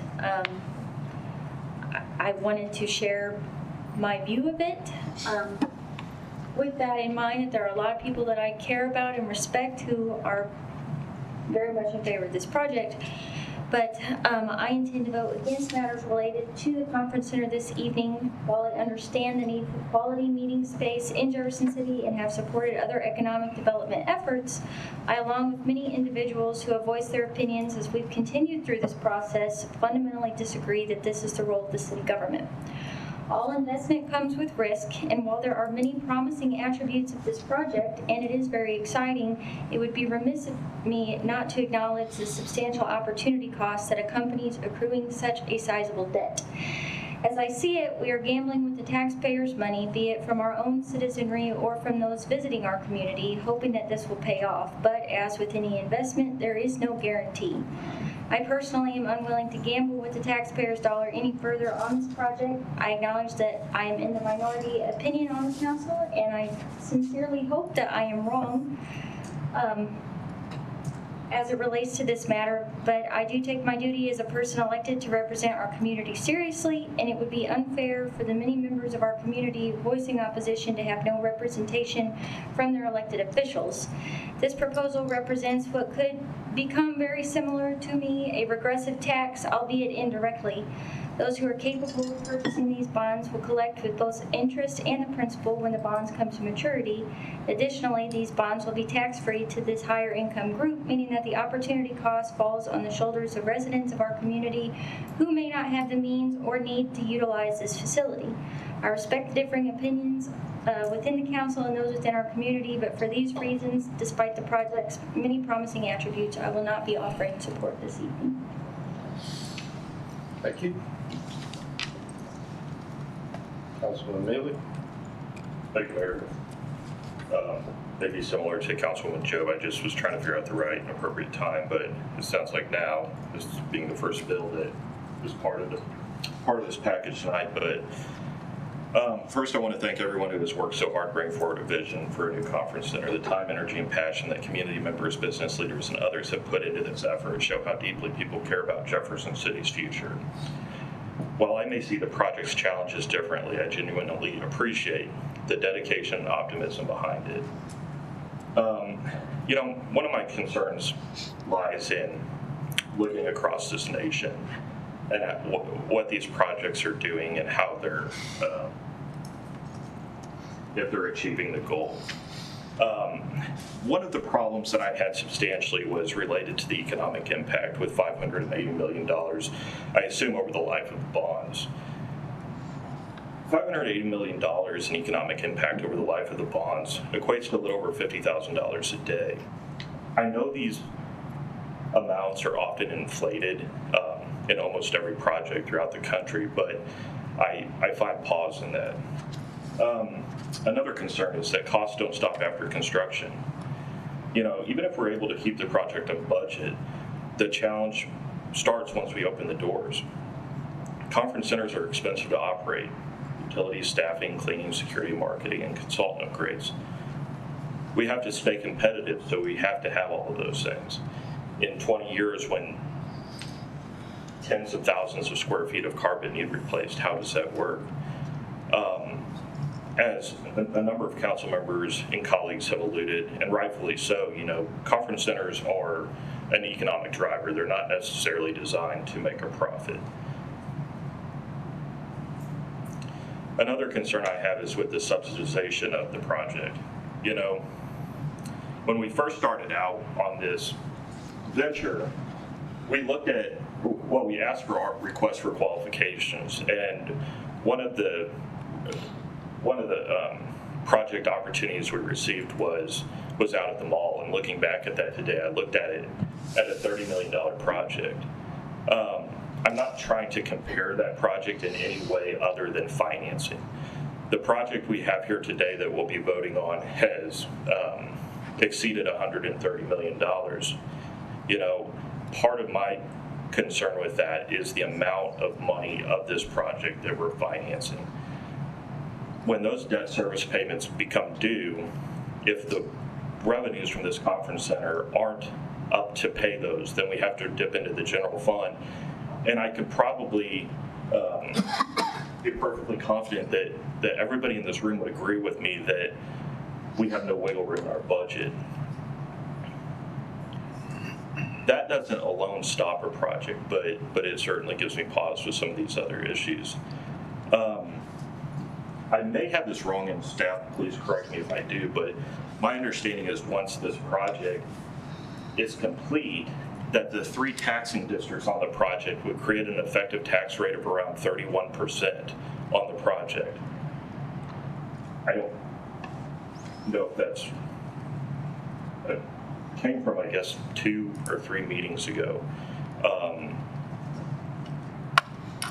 The concern is, however, let's hold off on that number because I don't know whether that's right or not, but the concern is with 3 taxing districts that we get into a situation where maybe this isn't affordable for everybody in every association that we've talked about coming. We'll have a restaurant in this project and a coffee shop too that will have these same types of rates. Another thing I struggle with is the competition throughout the United States. You know, and Missouri's not immune to that. When we think about conferences, we think about a lot of times you see conference centers offering discounts to come to their venues for that economic impact, and whether or not that would be something that would trend here.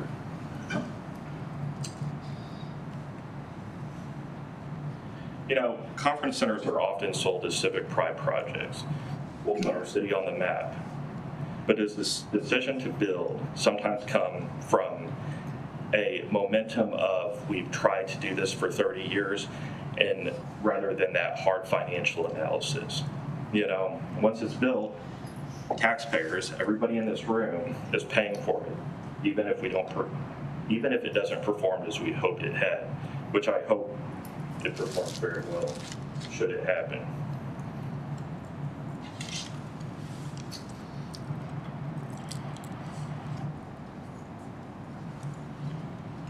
My final thought is related to some comments I made this week related to the process. When I have concerns about the project and I bring them forward, it isn't always clear to me whether they're being heard. We had back in September an administration committee meeting in which the master development agreement was discussed at.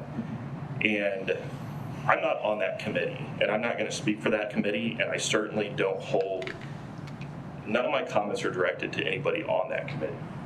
But what happened at that committee was interesting to me. A master development agreement was approved through that committee without the document being available to the members of that committee. And fast forward to this month, the construction agreement, I just lost my words on what that's actually called, right here, was available the day before. I certainly understand that this project moves fast and that there are a lot of nuances, a lot of things that are changing, and appreciate everyone's effort. I just think that for a successful project, that a process has to be brought forth in a way where we have materials for the decision makers who are making those decisions on the material, and not the other way around. Thanks.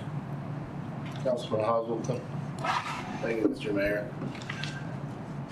The main The main core and spirit behind this conference center is betting that there is a future in investing in this city. The bulk of government projects do not profit the government itself.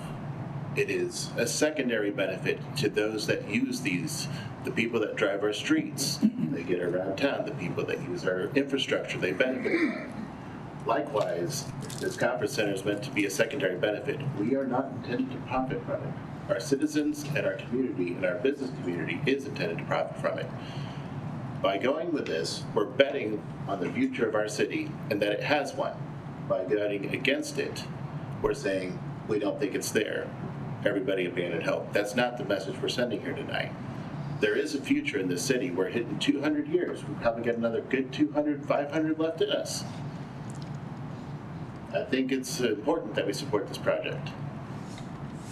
Councilwoman Allen? Thank you, Mayor.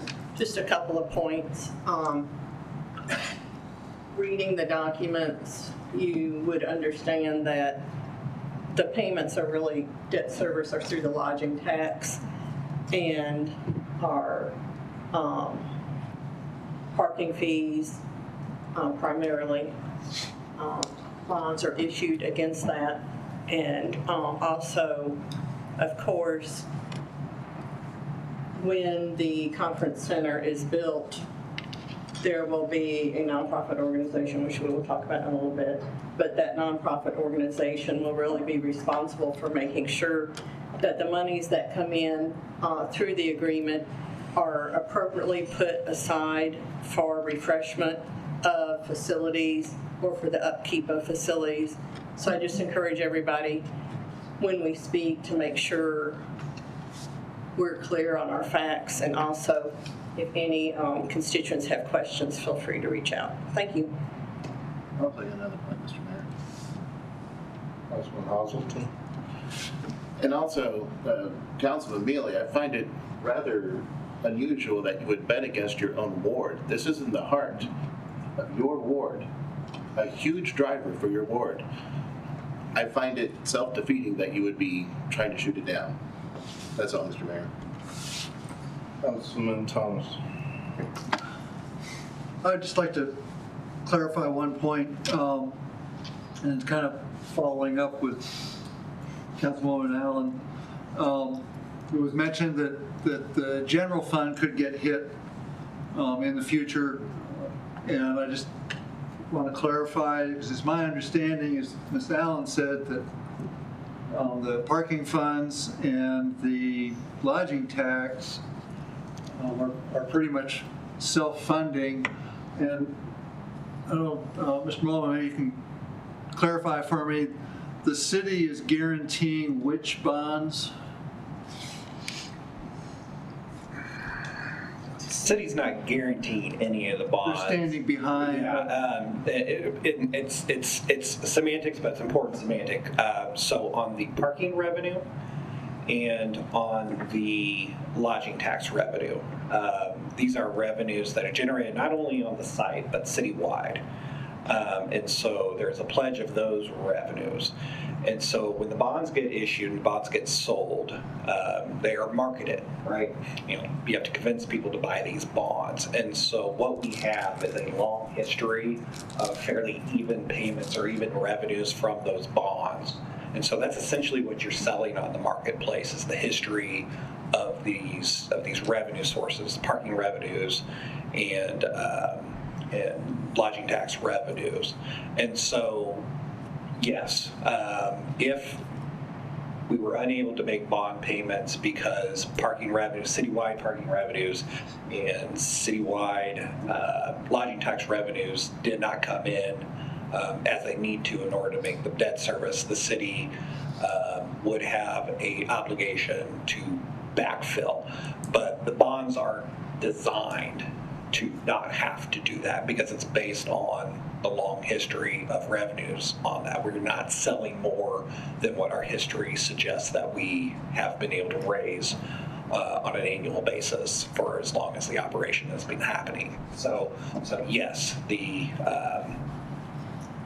parking revenues and the lodging tax revenues, the city is not standing by or guaranteeing or anything the bonds that are being sold on the basis of the hotel revenues. So the city is not going to be in a position where it will be obligated to make a debt service payment because not enough people stayed in enough hotel rooms. And so there's a pretty fine distinction, and the distinction you find in the eventual financing terms, the money that's being borrowed on the hotel revenue bonds is being borrowed at a much higher commercial rate than what will be borrowed against the counting on the lodging tax and in the parking revenues. And so that's kind of the distinction between those two. I hope that answered the question. It was a long way to a short question. Yes, long way around the barn, but we got there. So basically, people would have to not come to Jeff City and stay in our hotel rooms, and people would have to stop parking in the city in order for the city to be obligated to contribute or, cover those bond payments. Is that an accurate statement? Yeah, citywide. Yeah. Okay. So is there any other instance where we would have to dive into general funds to cover something? And I know that's a broad question, but.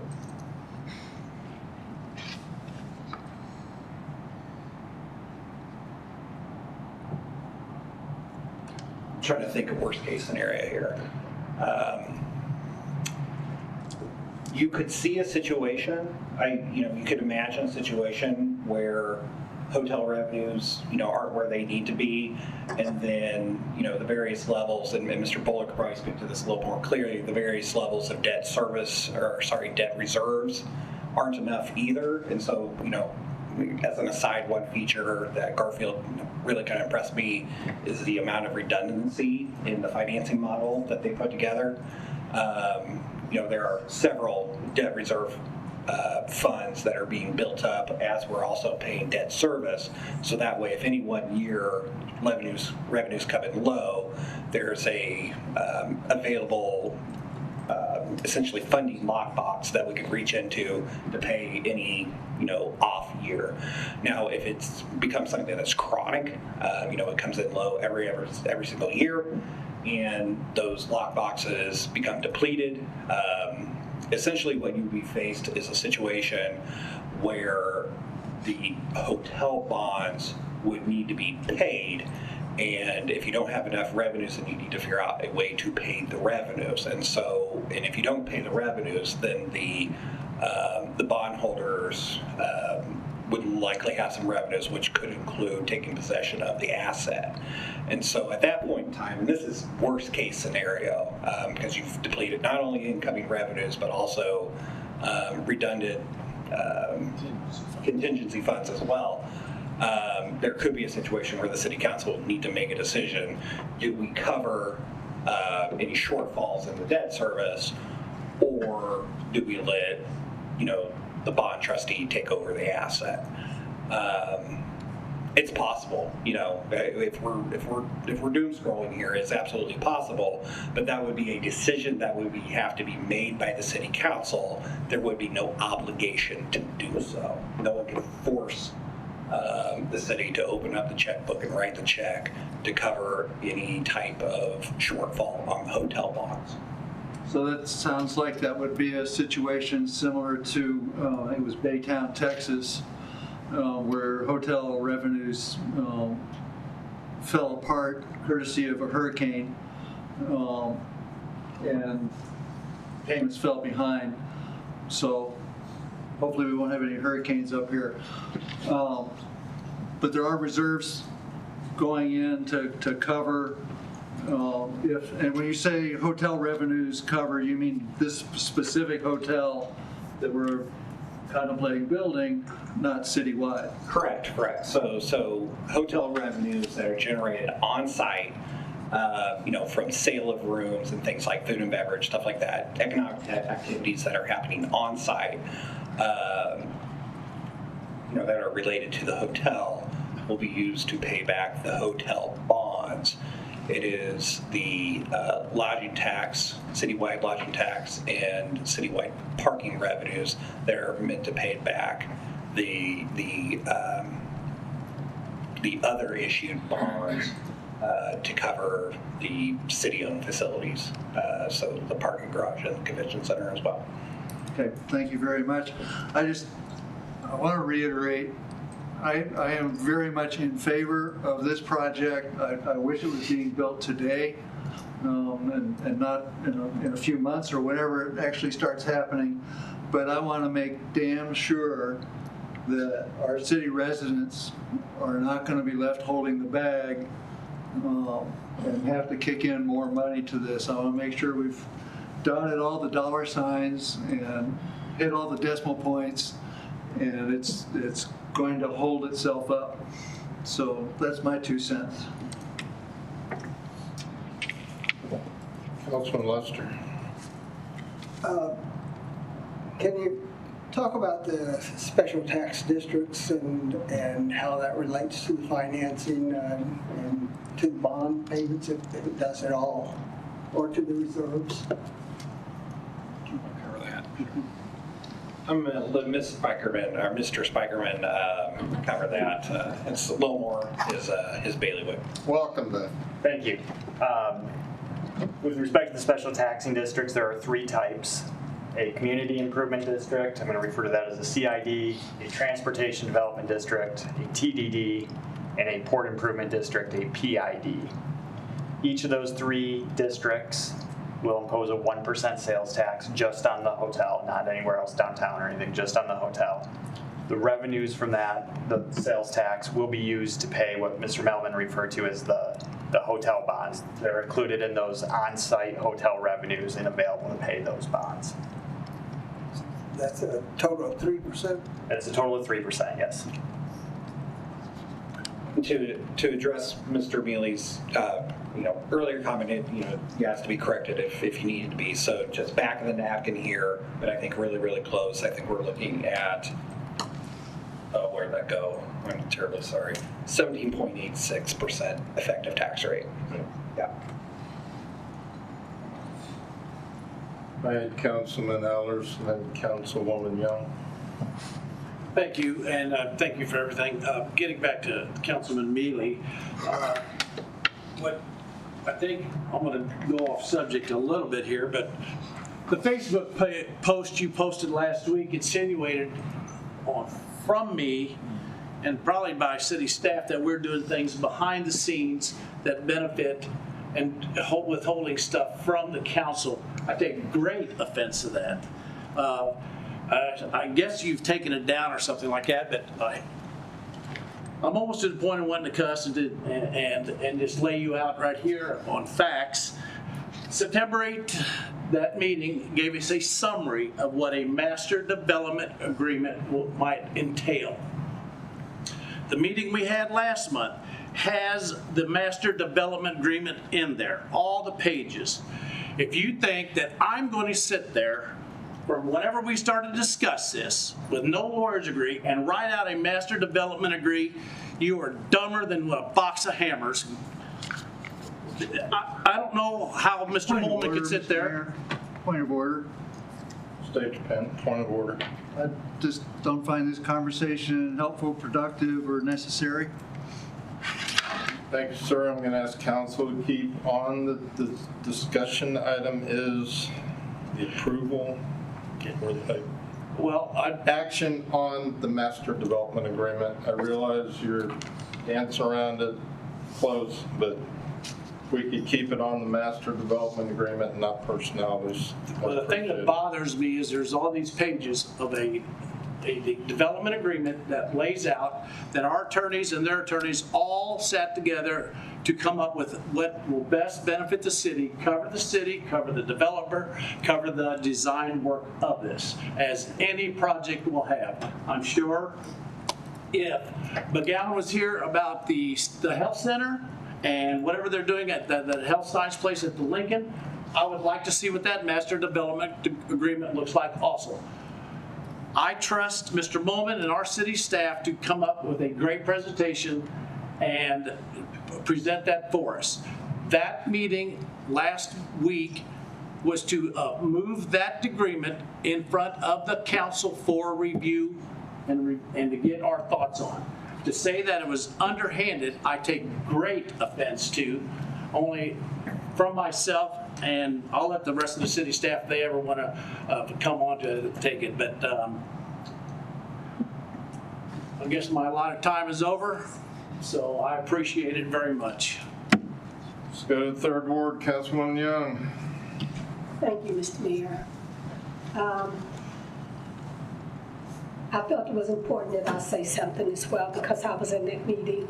And I just want to say that I want to thank the staff. I want to thank JC Rep for providing us this information. In the initial part of this process, I had a lot of questions. I had a lot of concerns about the gap in funding and if our residents will be left at the end with some kind of financial burden. However, since that time, JC Rep, city staff, has been very available and helpful in helping me to understand this process. So when you're talking about a 200-page document, it helps me as a layperson in this process to rely on the experts. I'm a doctor of education. One of the things I've learned in my education is that I don't have to know everything. I have to rely on the experts to know what I don't know. And I want to make that clear. So you give me 200 pages, I'm literally, if I'm not going to read them, even if I did, I'm not going to understand them. At some point, we have to have trust around here to move forward. And I just want to thank you all for being there for me and helping me. My residents in my ward, Ward 3, have come to me and they've told me that they look forward to having this conference center too. As a long-term resident of Jefferson City, I look forward to having this conference center. So if anyone have any questions, I just want to refer them to JC Rep, city staff, to get their questions answered. Anytime I have a question, even before I think I have a question, they have called me in to make sure that I had a clear understanding. And with that being said, I look forward to seeing this conference center come to Jefferson City. Councilman Hazelton. Mr. Mayor, I'd like to go ahead and call the question. And request to call the question. Second. All right, we've got a motion and a second. We'll do a roll call vote on calling the question. Allen? Aye. Hazelton? Aye. Joe? Aye. Campeter? Aye. Lester? Aye. Michael? Aye. Neely? Aye. Thomas? Aye. Young? Aye. Allers? Aye. All right, you have before you 2025-039 for a roll call vote. Hazelton? Aye. Joe? No. Campeter? Aye. Lester? Aye. Michael? Aye. Neely? No. Thomas? Aye. Young? Aye. Allers? Aye. Allen? Aye. 8 ayes, 2 noes, bill passes. All right. Takes us to item 13A, informal calendar. What's going on? Thank you, Mr. Mayor. I'd like to put on the table to adopt the 2020, excuse me. I'd like to put on the table to adopt 2025-2026 operating budget. Do I need to do the substitution at the same time? So you're pulling the original off of the informal calendar and now you're requesting to lay the substitute on the table? That's what I was asking. Do I need to do that at the same time? You can do that too. Then I'd like to also include or add to that the substitute for the 2025-2026 budget. Is there a second? Second. All in favor of laying the substitute on the table for discussion? Aye. Aye. Any opposed? The clerk has asked to read that, so I think we will go ahead and read that ordinance, and then we'll get to discussion. An ordinance of the City of Jefferson, Missouri adopting a budget and personnel classification plan for the city for the period of November 1, 2025 to October 31, 2026, and appropriating money in the city treasury to pay the cost of operating the city government during that period in accordance with the budget. So you have substitute 2025-034 in front of you. I'm going to ask Ms. Perry if she has any comments, and then Councilman Like, I'll come back to you and give you first chance, and then anybody on council has questions. But Ms. Perry? So as the clerk indicated, this is the substitute bill for the FY 2026 operating budget. It incorporates all of the modifications approved by the Budget Committee during the previously held budget meetings. The general fund proposal is $42,828,336, with additional funding for the other funds and for capital project funds, bringing the total FY 2026 Jefferson City budget to $86,836,166. Attached to the substitute, you have attachment A, which is a listing of all of the accounts and the dollars associated with it that council will be voting on. And then also there are many pages of that. You also have on there a attachment that is the personnel schedule. That is the personnel schedule as it exists for everything that's included in the 26 budget. We will have to make modifications for the item that was passed tonight for the FY 25 budget, but this is where it stood when we took our budget process through. And then also attachment C is a salary grade table. This table has been modified from 24-25 to 25-26, and it includes the 2.5% increase for all non-union contracts. The union contracts that are in here based on the different categories have been modified as per the union contracts that currently exist. I'd be happy to answer any questions. Are there any questions for Ms. Perry? Do you have a question, Councilman Thomas? Yes, my head is full of 200 plus pages of stuff. What exactly is the substitute? I remember I voted on it, or to do it, but what's the change? So there were a few modifications. If I recall, one of them had to do with Park and Recreation. They wanted to place one of their positions on hold. There were two errors on my part in calculations. One of them had to do with tuition reimbursement that was included in one of the Planning and Protective Services departments that should not have been. And then there was a duplication, and it was approved as modifying that to the central maintenance underground fuel tank storage maintenance and repairs. Thank you. Essentially technical changes. Right. No, I recall those now, and thank you for the memory jog. I'm going to go to Councilman Lytle if you have comments to make. Thank you, Mr. Mayor. I'd like to congratulate Sheila and her staff and thank them at the same time. They've not approved it yet, so I'm not in order. And I'd like to thank y'all personally for the work. Last year was immensely challenging going through the transition.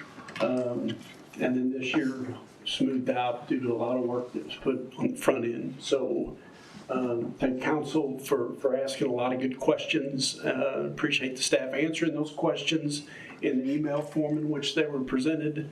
And that made our meetings go pretty smoothly. And I'd also note that council had no amendments to the budget. So congratulations to the council and to the staff, and appreciate all the hard work.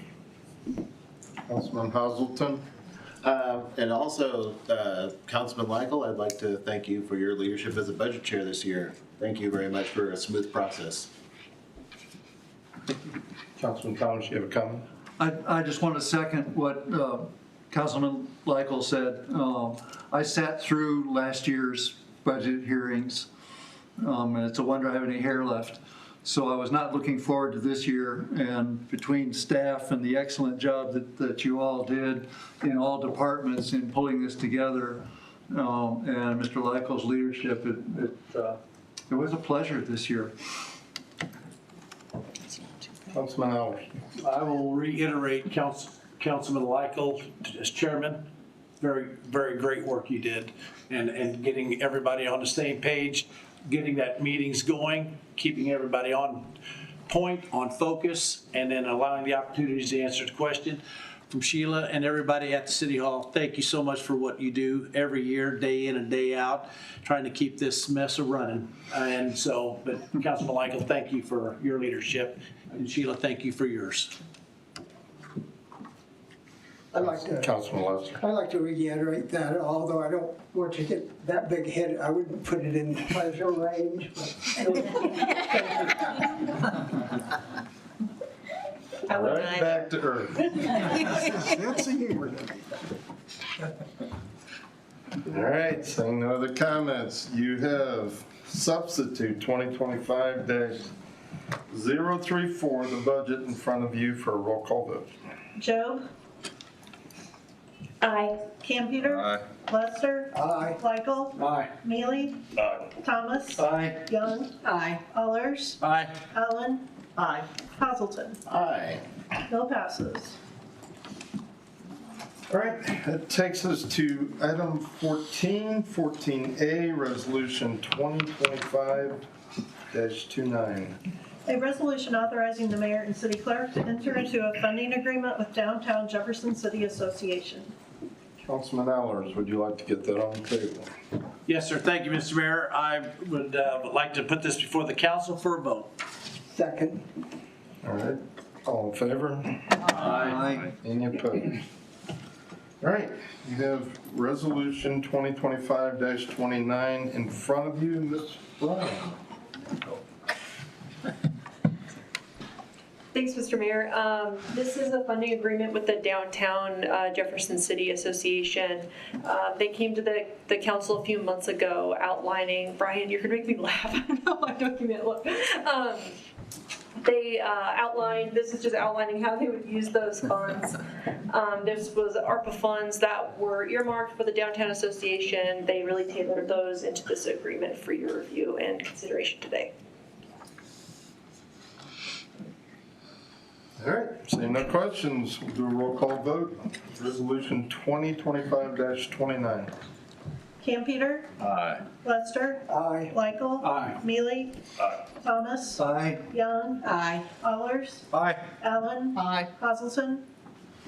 Aye. Joe? Aye. Resolution is adopted. All right, resolution 2025-30. A resolution authorizing the city of Jefferson to accept funds from the state of Missouri. Councilman Lester, would you like to get this on the table? Yes, I'd like to move to resolution 2025-30. We have a second? Second. All in favor? Aye. Any opposed? All right, you have resolution 2025-30 in front of you. Mr. Brammer, welcome. Thank you, Mr. Mayor. Yes, good news here. We get to accept some additional funds from MoDOT, some additional grant funds. Typically, we get a grant from MoDOT to offset the cost of handy wheel buses. Those are the smaller buses that transit uses for seniors and disabled folks and to get folks where they need to go, doctor's appointments and everything else. So typically we have to commit 20%. The state has found some additional funding and is backfilling that 20%. So this is additional about $236,000. So good news. Any questions? Councilwoman Young? Thank you. Currently, does it cost residents to use the handy wheel? Is there a charge to them? I think they have to, as long as they meet the qualifications, it greatly offsets that cost. I would have to get back with you on that and talk with Jerry, our division director. I think Ms. Perry may be able to help you. I think I can help with that. So there is a fee that is charged, but it is reimbursed to us for handy wheel passengers that have gone through the approval process and things like that. So typically they would get approved, and then once they are approved, I think they have to renew that approval on an annual basis. But then we're essentially billing to recoup those funds from the government. Okay, so as long as they come here and apply or apply some kind of way, then they can basically ride it for free through a funding that you have here, is that what I'm hearing? I don't know if it is free, but I believe that it covers a very substantial portion of it. Because that's what I'm wondering, if this grant will lower their portion out-of-pocket part. No, this is not changing any of the fees or rates. Thank you. All right, you have resolution 2025-30 in front of you for roll call vote. Lester? Aye. Michael? Aye. Mealy? Thomas? Young? Aye. Allers? Aye. Allen? Aye. Hazelton? Aye. Joe? Aye. Campeter? Aye. Resolution is adopted.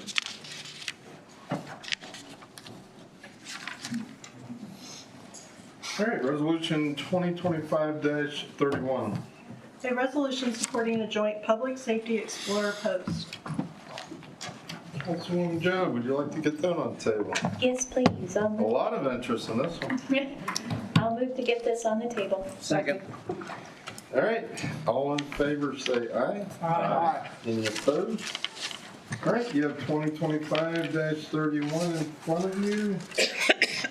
Chief Schofield, I think you're leading it off. You got a whole team with you, so. I'll give it a start here and then. Fire Pup's not here. No, Fire Pup, we could probably get him back if we need to. He has to get some sleep. He's got a big month ahead. So, yeah, one of the things that we presented at last week's Public Safety Subcommittee was a conversation that's been swirling for about a year now. We've talked about ways that we can not only reach youth in our community, but also build some recruitment opportunities for various public safety agencies. And as we've had those discussions, two big challenges. One is, we're also task saturated. We didn't think that any one organization or agency could really do that all on their own with the existing budget constraints. But also we needed a good charter organization to step up and be that charter lead organization to host us. And so I'm happy to announce that tonight we have both those things. We think we have a viable solution that we presented at Public Safety. So we're looking at doing a 4-part program that would include not only fire suppression, fire services, but law enforcement and emergency medical services and emergency management. And so the two pieces that we're talking about tonight, primarily that would involve the City Council, are your support and our involvement from the police department and fire department as those two components to support this joint venture as a public safety explorer post. Probably one of the questions you may have is what exactly is that? Public safety explorer post would be multi-jurisdictional by nature, but that would give youth from the ages of 14 to 20, did I have that right? 14 to 21, so a little bit older youth, similar to scouting, but has always been co-ed and is much more focused on occupational interests. And so what that does is it allows kids to explore different opportunities in those different venues and opportunities for potential jobs in the future. So we thought that really dovetails nicely into what Lincoln is doing with a lot of their initiatives and programs on campus. So we're excited that Lincoln has offered to be the charter organization for this Explorer Post. And if it's okay, I'd like to ask Dr. Watson to speak for just a moment on that. Absolutely. Welcome, it's good to see you. Good to see you, sir. Thank you for having us this evening. It would be an understatement to say that Lincoln University is excited to be a part of this. We think that this actually aligns very well with a lot of different initiatives that we've currently been engaging up to and including the development of our new building here that everybody sees in the corner. The reason why we think this is such a really vitally important program, not just for Lincoln University, but Jefferson City as well as its associated stakeholders, is because it really covers the gambit of what it is we need in terms of integrating and increasing the overall level of emergency services that the city can provide to its citizens. And so whether it's it's through the development of K through 12 type introductory programs and then integrating them with real world training and exercises, or using this as a platform to then develop further certification and training for advancing professionals, existing emergency management individuals.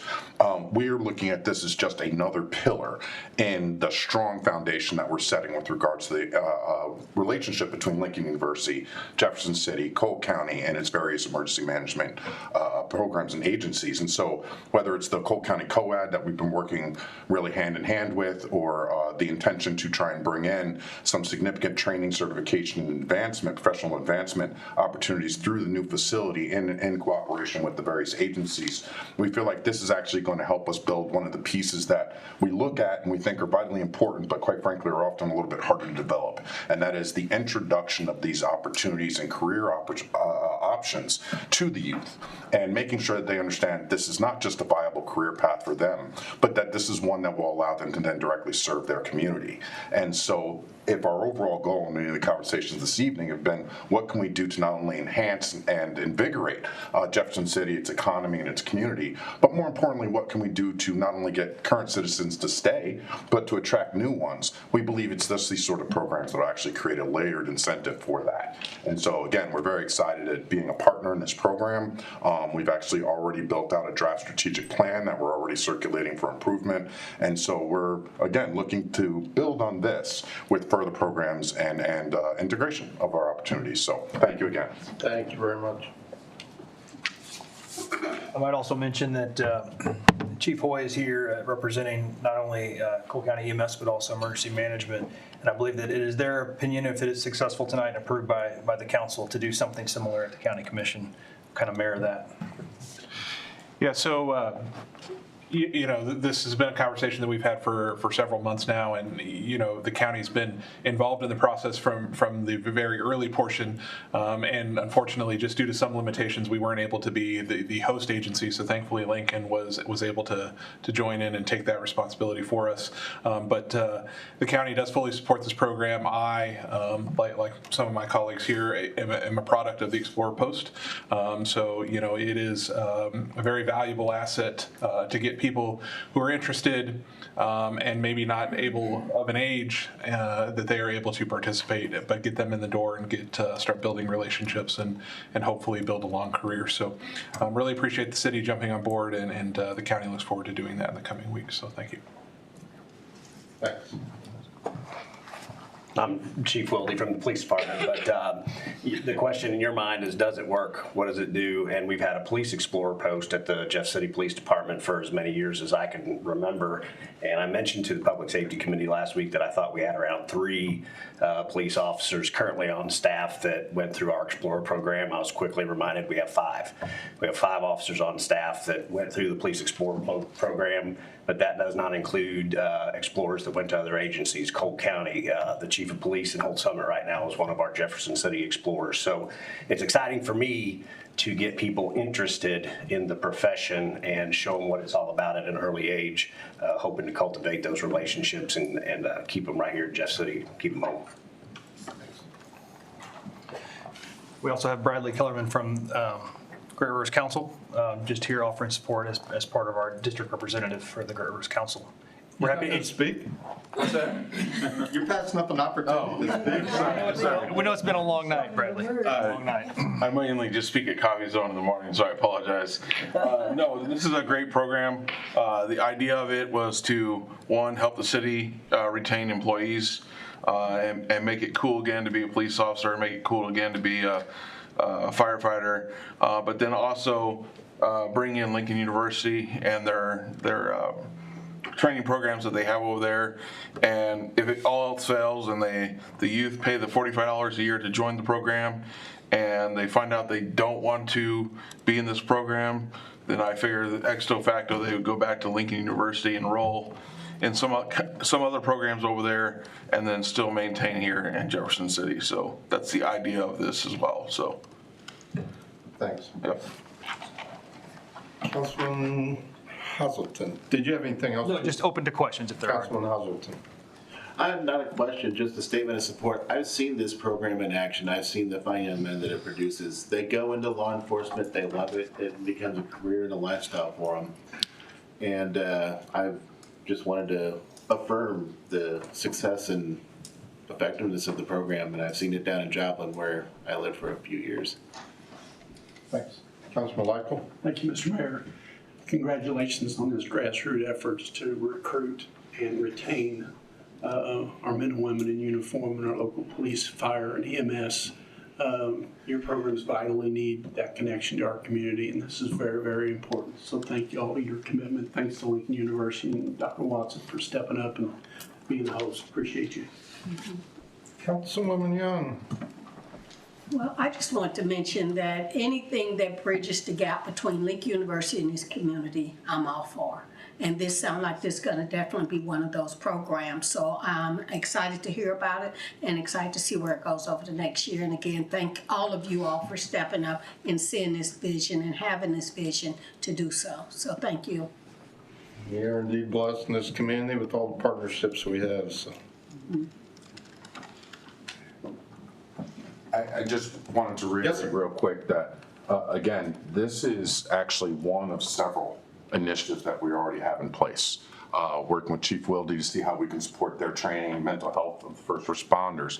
We're in the process of signing an EMT agreement with Cole County to make sure our students can get the clinicals. Working with the Cole County COAD to make sure that we can be a hub in the development of community training and awareness when it comes to emergencies. And so I just really want to emphasize that as much as you guys are just hearing about this today, we've all been working in this space together for 3-4 years now. And so we're just really glad to start to see many of these initiatives come to fruition. And I guess I would say stay tuned because we got a lot more coming down. Councilman Hustleton? So, not to spoiler alert this, but there wouldn't be any integration of the new SciTech Center over at Lincoln with this program as well, would there? With the, I'm sorry, which tech? The new building that they're building? Our plan as a group up here is that within 2 to 3 years, we have fully dynamic, multi-location simulations and training events that not just incorporate the new Emergency Operations Training Center on campus, but also the 911 call training center that we're building into that space, as well as the facilities necessary. And we'll make the pitch at some point once we get there. But we'd like to actually consider long-term making Missouri the home of a new center for disaster preparedness. And we believe that the integration and the cooperation that we've established now is laying the foundation for that request in the future. Very good. Thank you, sir. AKA, we need a convention center. You know, as long as somebody else that was up here said, as long as I have the mic, I'm probably the only person in the room, it sounds like, that hasn't lived here for 50 years. And so I can just tell you from a fresh set of eyes, if you will, the only thing I would ask is that if we push forward with the convention center, let's make sure we're doing everything we can to make sure it benefits the whole of Jefferson City. Just because I have seen some of the initiatives over the last 5 years or so don't always really spread those benefits as broadly across the entire city as they could. And so that would be my only ask. Thanks. Councilwoman Allen. I appreciate your comments and thoughts on that.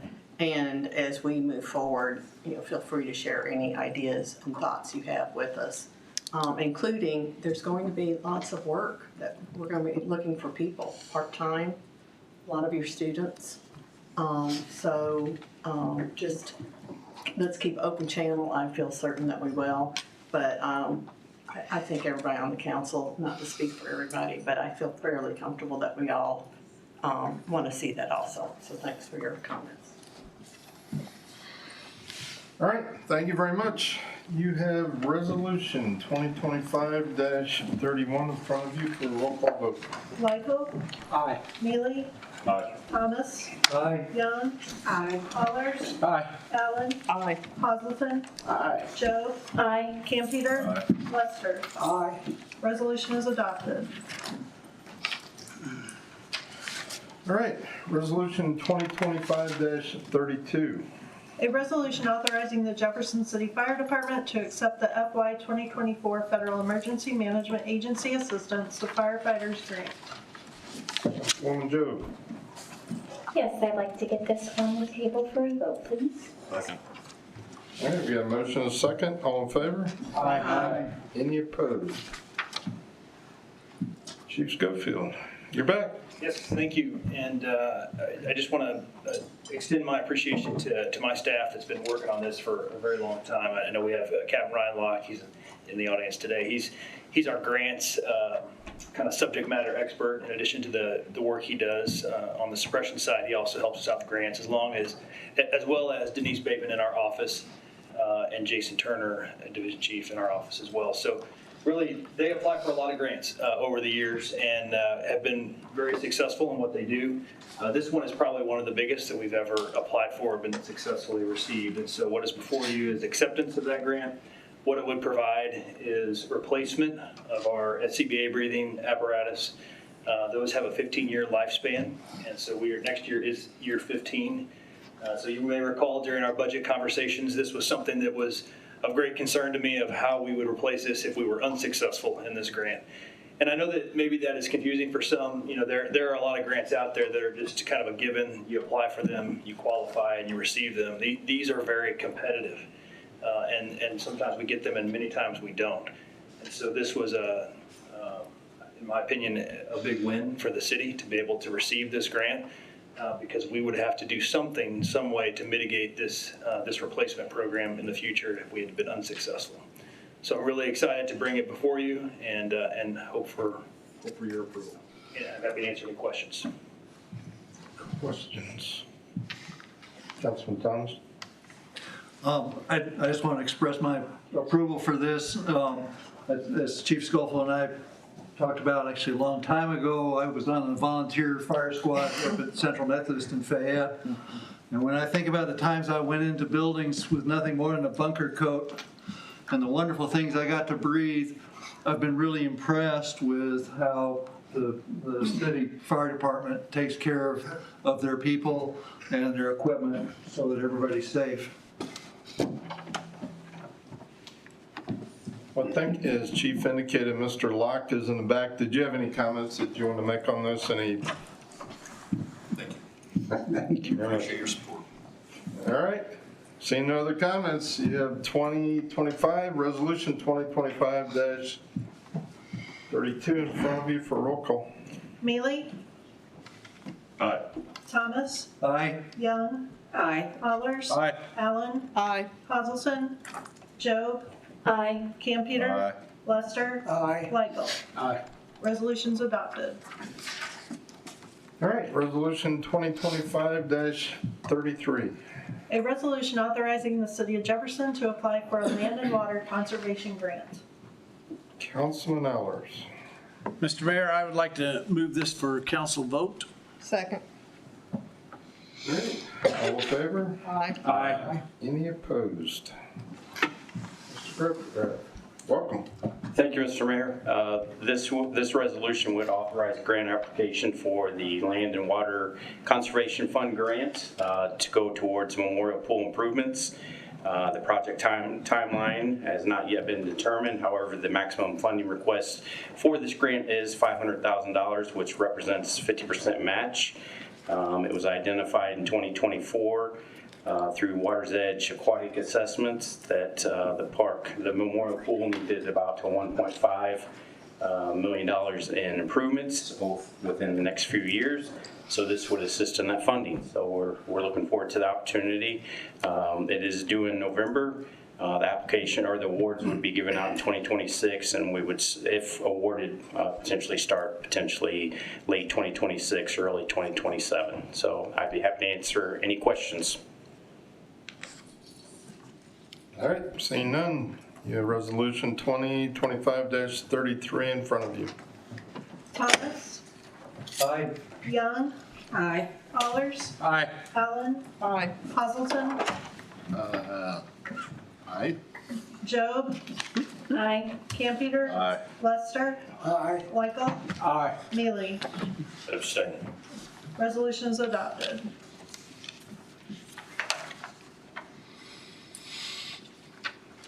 All right, Resolution 2025-34. A resolution authorizing calendar year 2026 premiums for group health insurance and reinsurance. Back to you, Councilman Allers. I would like to move this to the full council for vote. Second. All in favor? Aye. Any opposed? Mr. Buckley, we haven't heard from you tonight. Welcome. Now's your chance. So yeah, what you have in front of you is just these are the healthcare premium rates for it's our total rates, and then the division of how we split that out between what the employees pay out of pocket versus what we pay on their behalf for the different coverage levels, and I'll walk you through some of those. Just a couple things I want to make clear that one of the challenges coming in new, and especially with something like health insurance where everybody really cares a lot, and it's been controversial in the past, is how do you bring this forward? And so if this is you inherit a lot of traditions, and I try and bring things forward in a way that's going to make the most sense for you all. So if this is different than what you've seen before, I apologize, and I'm happy to address any questions and get you any information that you'd like to see. But what we're doing here now is just we want to get our rates approved. One of the really two primary things that were very important to me.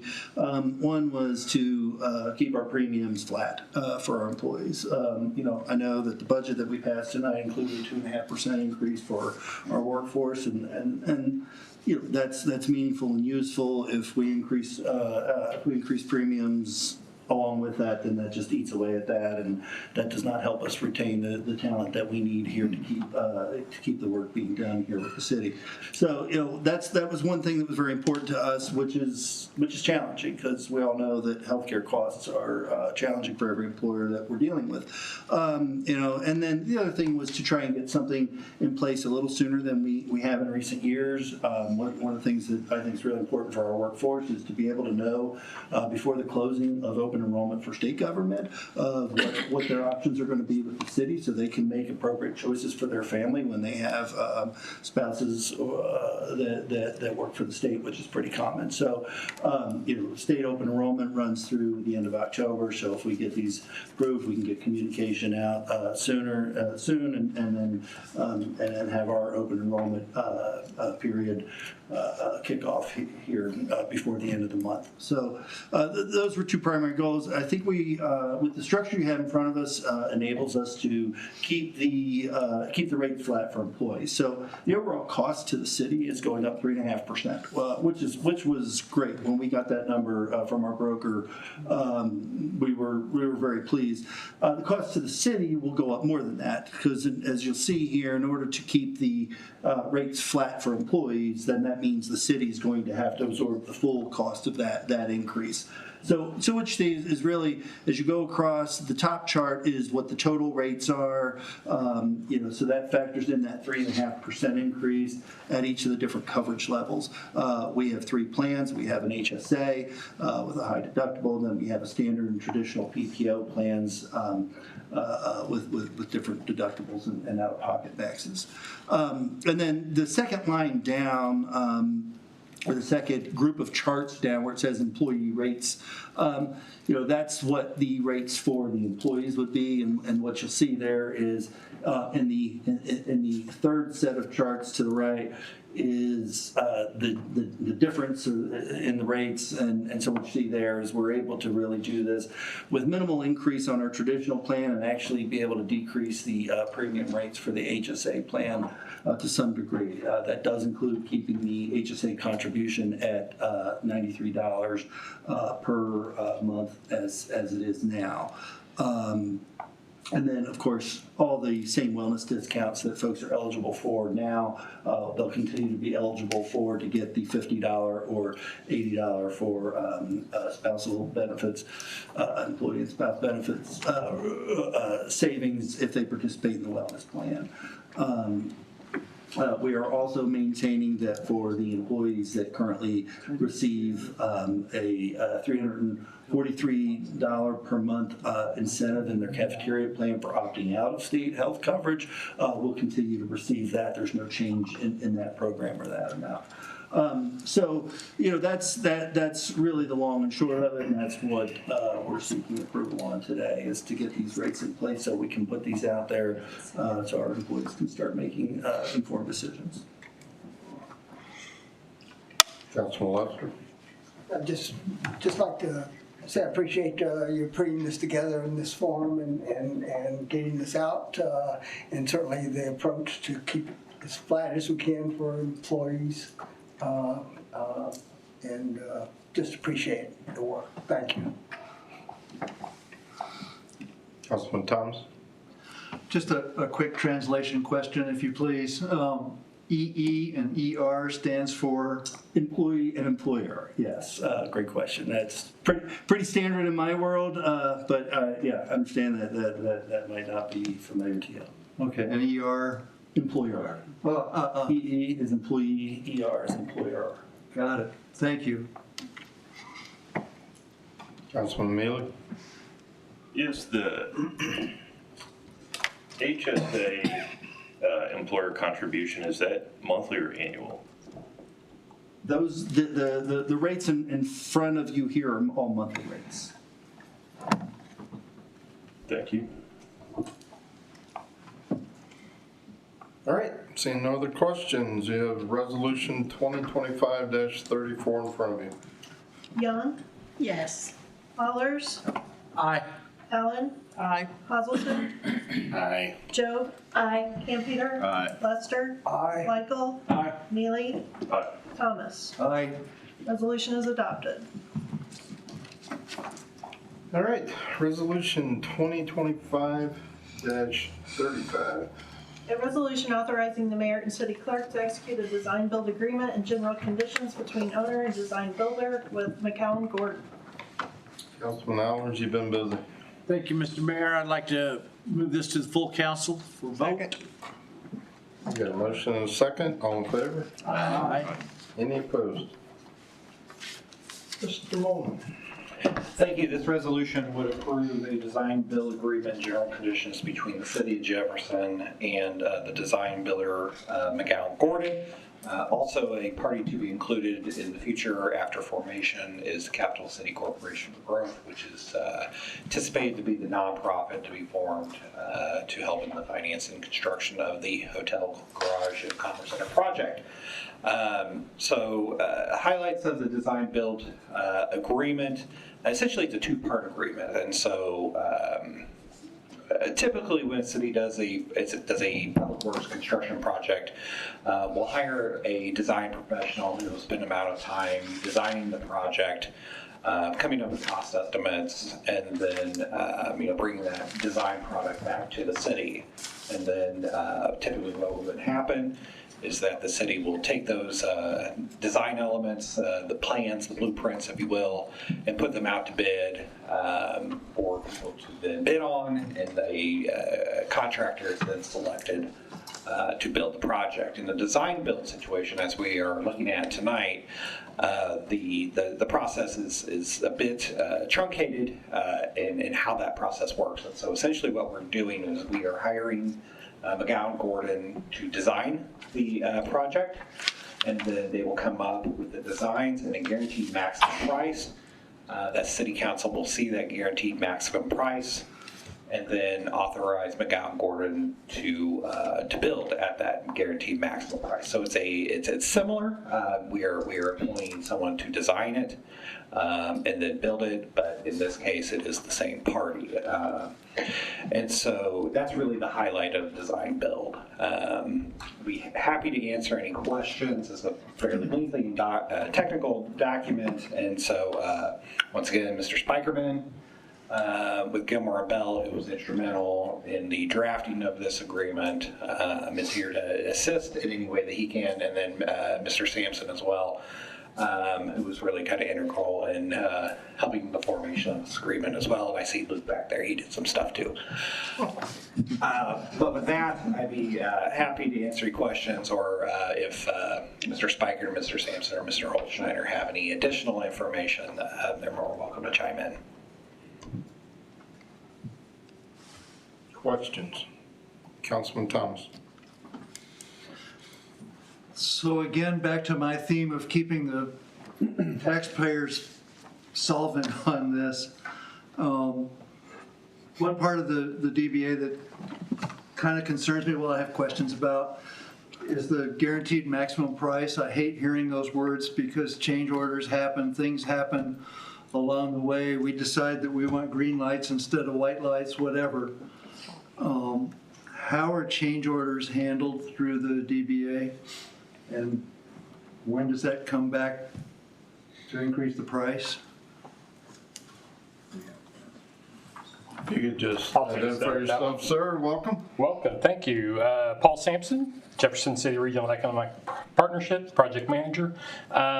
So to answer your question, after the design is complete, McGowan Gordon will go out into the industry and actually solicit bids for all the scopes of work that are required to construct the project. They'll compile all those bids together and come to the city with a guaranteed maximum price contract. In that contract, there'll be some contingencies that are on the builder side to cover any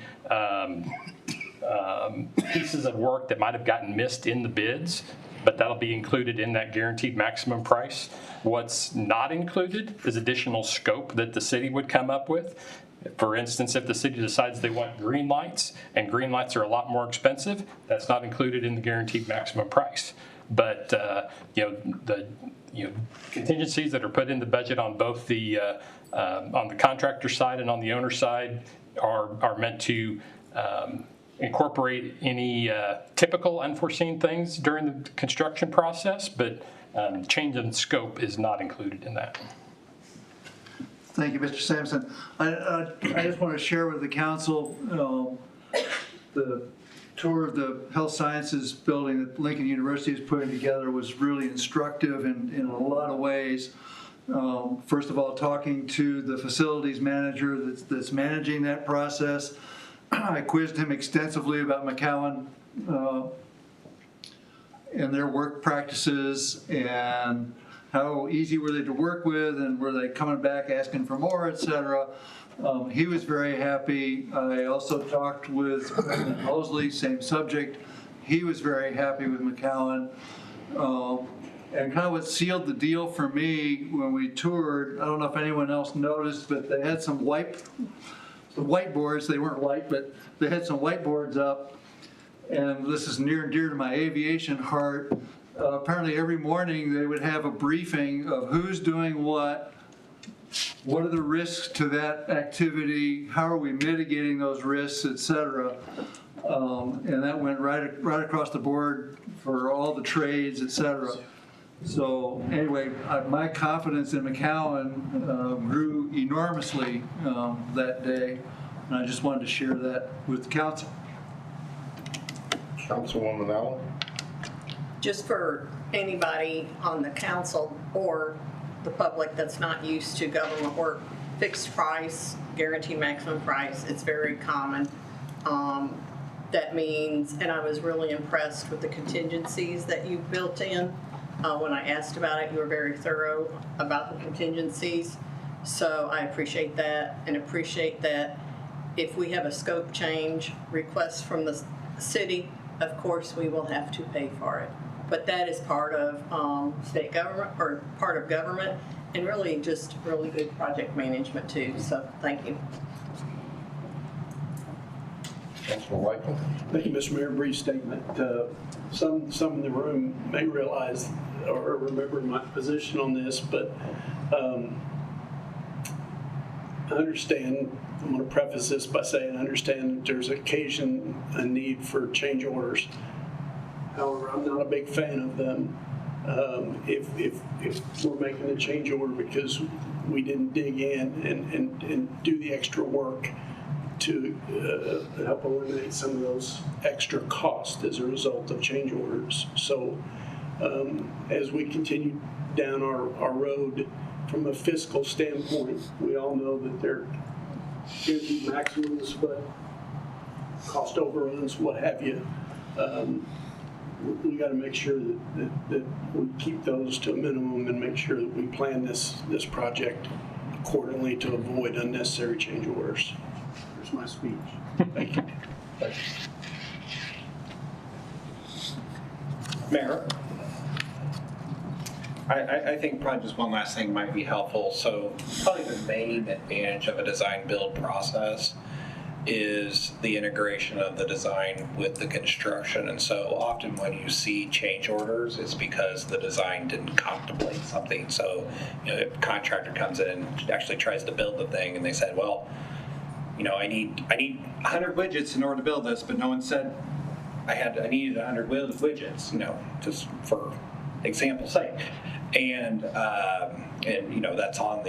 that's because the design didn't call for that. And so that's the often source of change orders. Is just that what can be built on the ground wasn't contemplated in the design, and there's a disagreement there.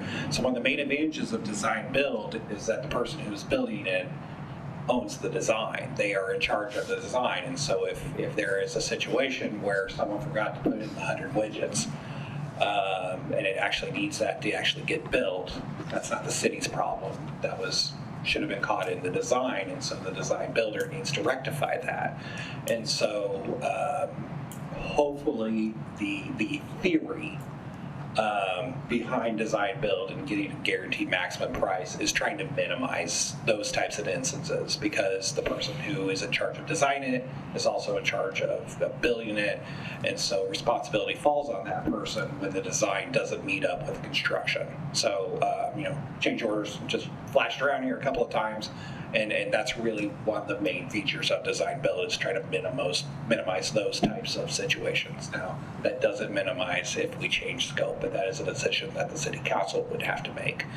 So that's not really what we're talking about here, but just kind of wanted to highlight that since it was a topic of conversation.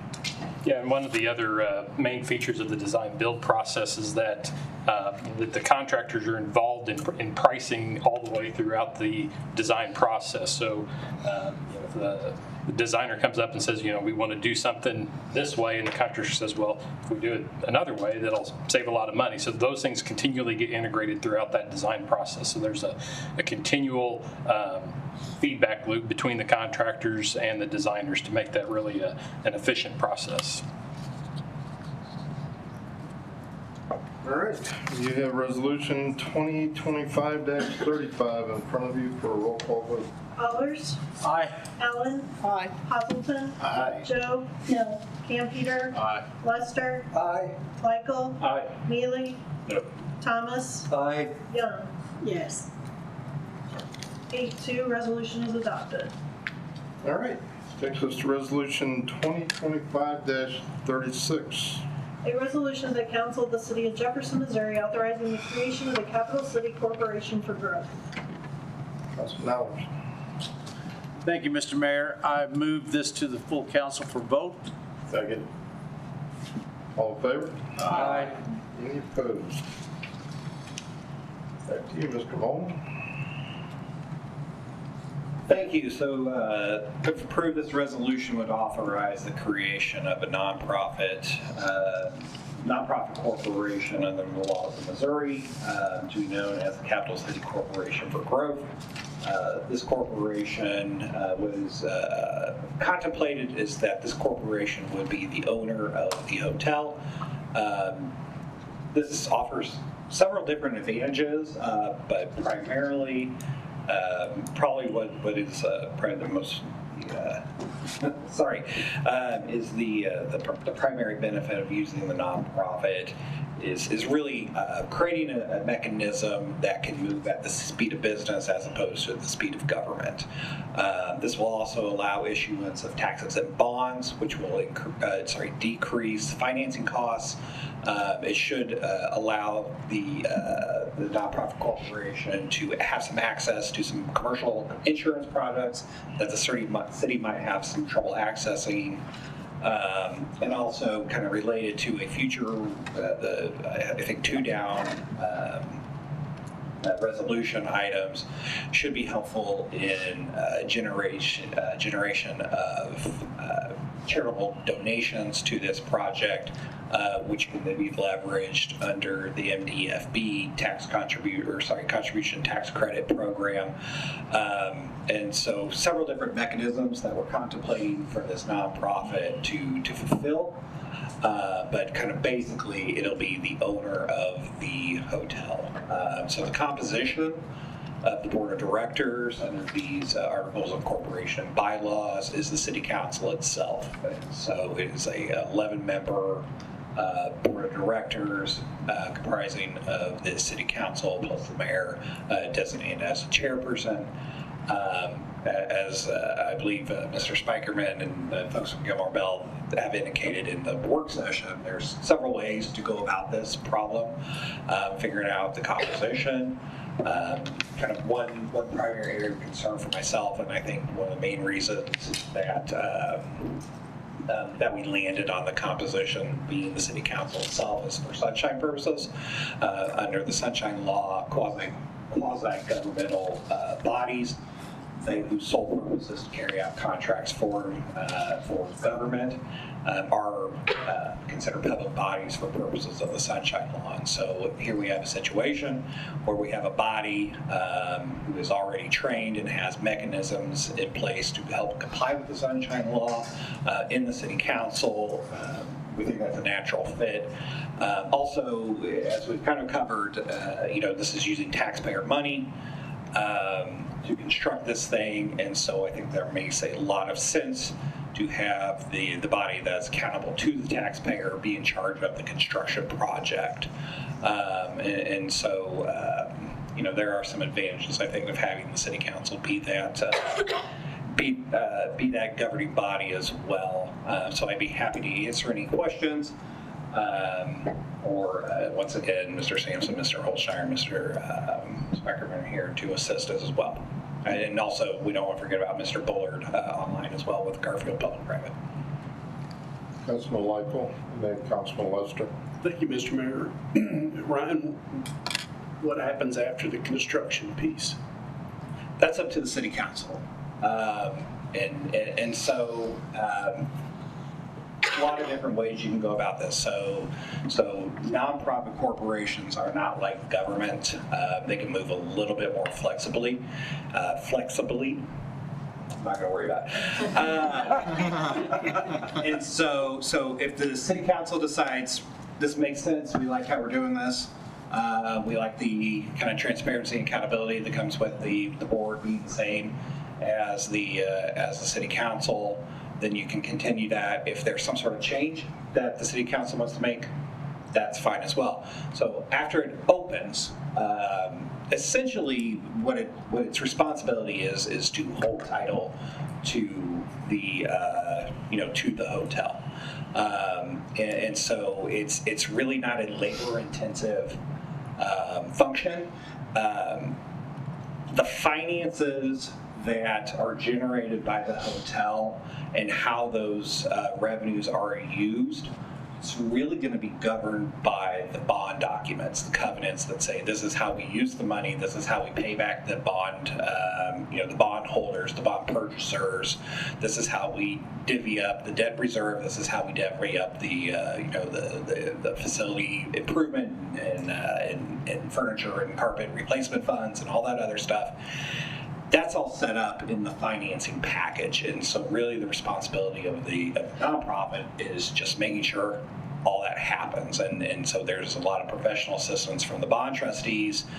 Garfield Public Private will stay on to help interact between the nonprofit board and whoever ends up actually running the hotel. So we want to be very, very clear, city council is not being asked to run a hotel. As talented as Mr. Crane is, I don't think he is in the hotel business, and kind of no one else here is either. And so really it's the whole title and just ensure that the things that need to happen are being happening at a timely basis and with the help and expertise of the people that are being hired to ensure that all those things happen. So one follow-up question. So with the non-for-profit entity being formed, and that is, if approved, the city council would form or be the board for that then poses the city as a potential liability claim, correct? Yeah, and so what I want to make really, really clear here is that's going to be the case no matter what. So in any type of situation where someone is looking to hold someone liable for injury, damage, whatever it is, you sue everyone. You sue everyone who has a potential interest in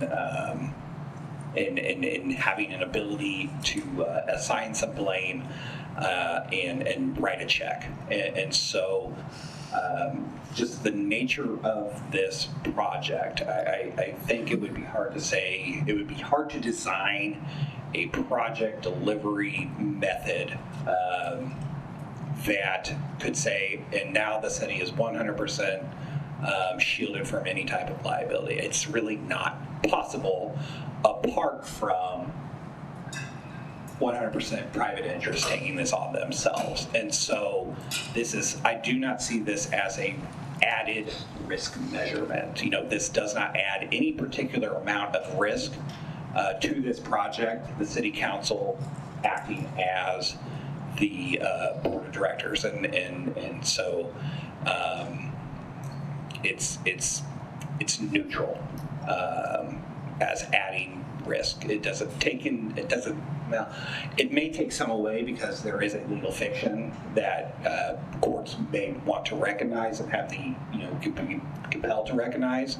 The corporation is not the city. While the people that run it are the same, the two are separate, and so there would be some availability of legal arguments to help protect the corporation and the city in cases that someone wanted to sue, because they were hurt or whatever it is.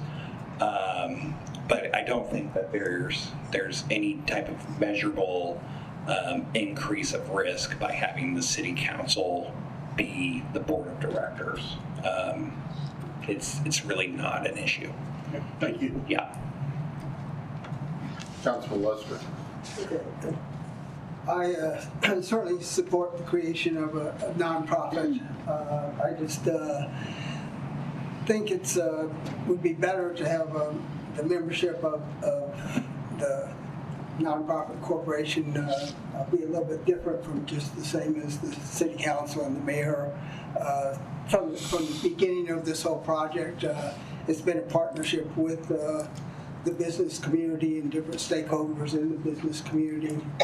And I just think the membership of this nonprofit should reflect that and have some representation from that business community as part of this membership. And I would be more in favor of a structure, something like the mayor and something like our council committees, which are 5 members, one from each ward, and then membership from like JC Rep and Chamber and the Convention and Business Bureau, something along those lines. So I would encourage us really to instead redraft this to reflect that membership and that composition, which I think has been the partnership all along, and it actually will continue whether we do that change or not. But I think that would be a better representation of what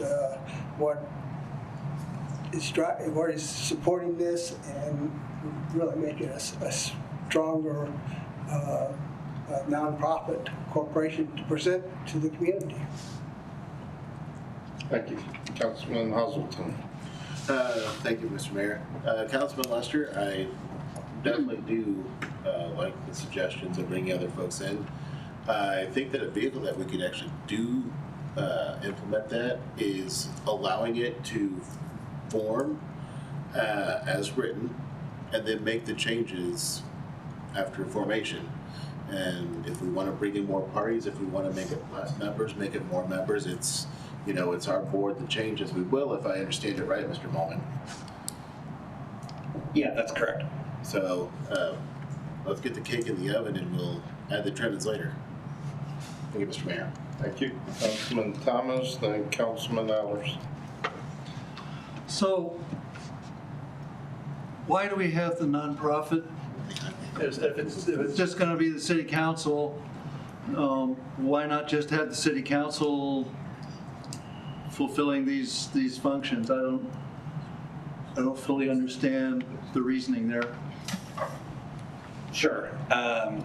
So I guess I briefly touched on it. I guess we can get a little bit more detail. So it is a collection of small benefits that improve the project. I don't think there's any one particular reason to say this is the reason we're doing this. And that's the reason.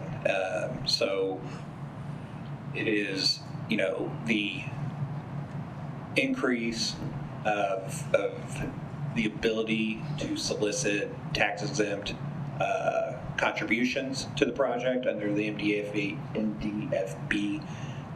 tax contribution program.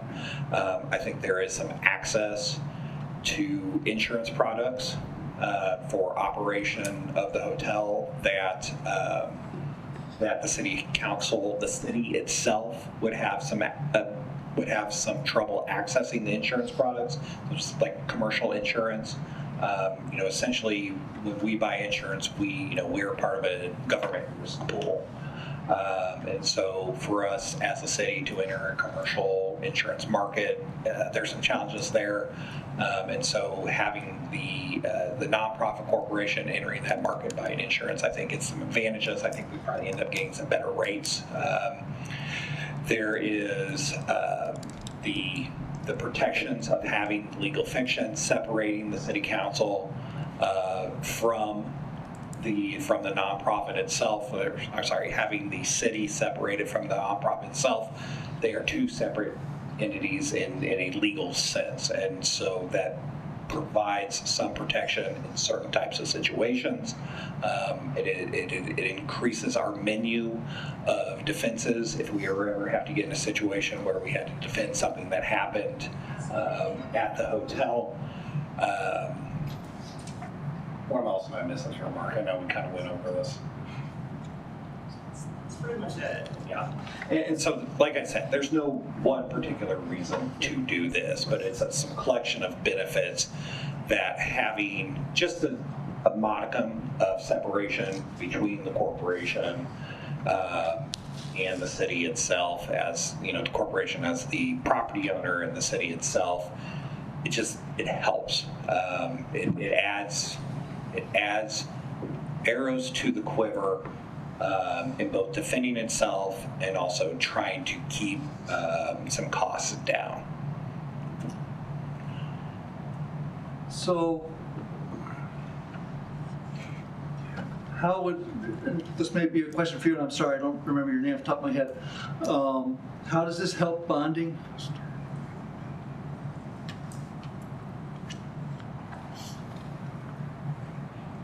And the question is, how does it help bonding?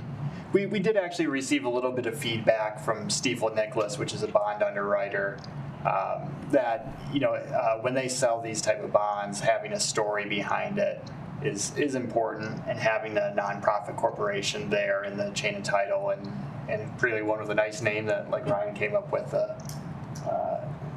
the growth concept, does make it perhaps more marketable to sell the bonds, easier.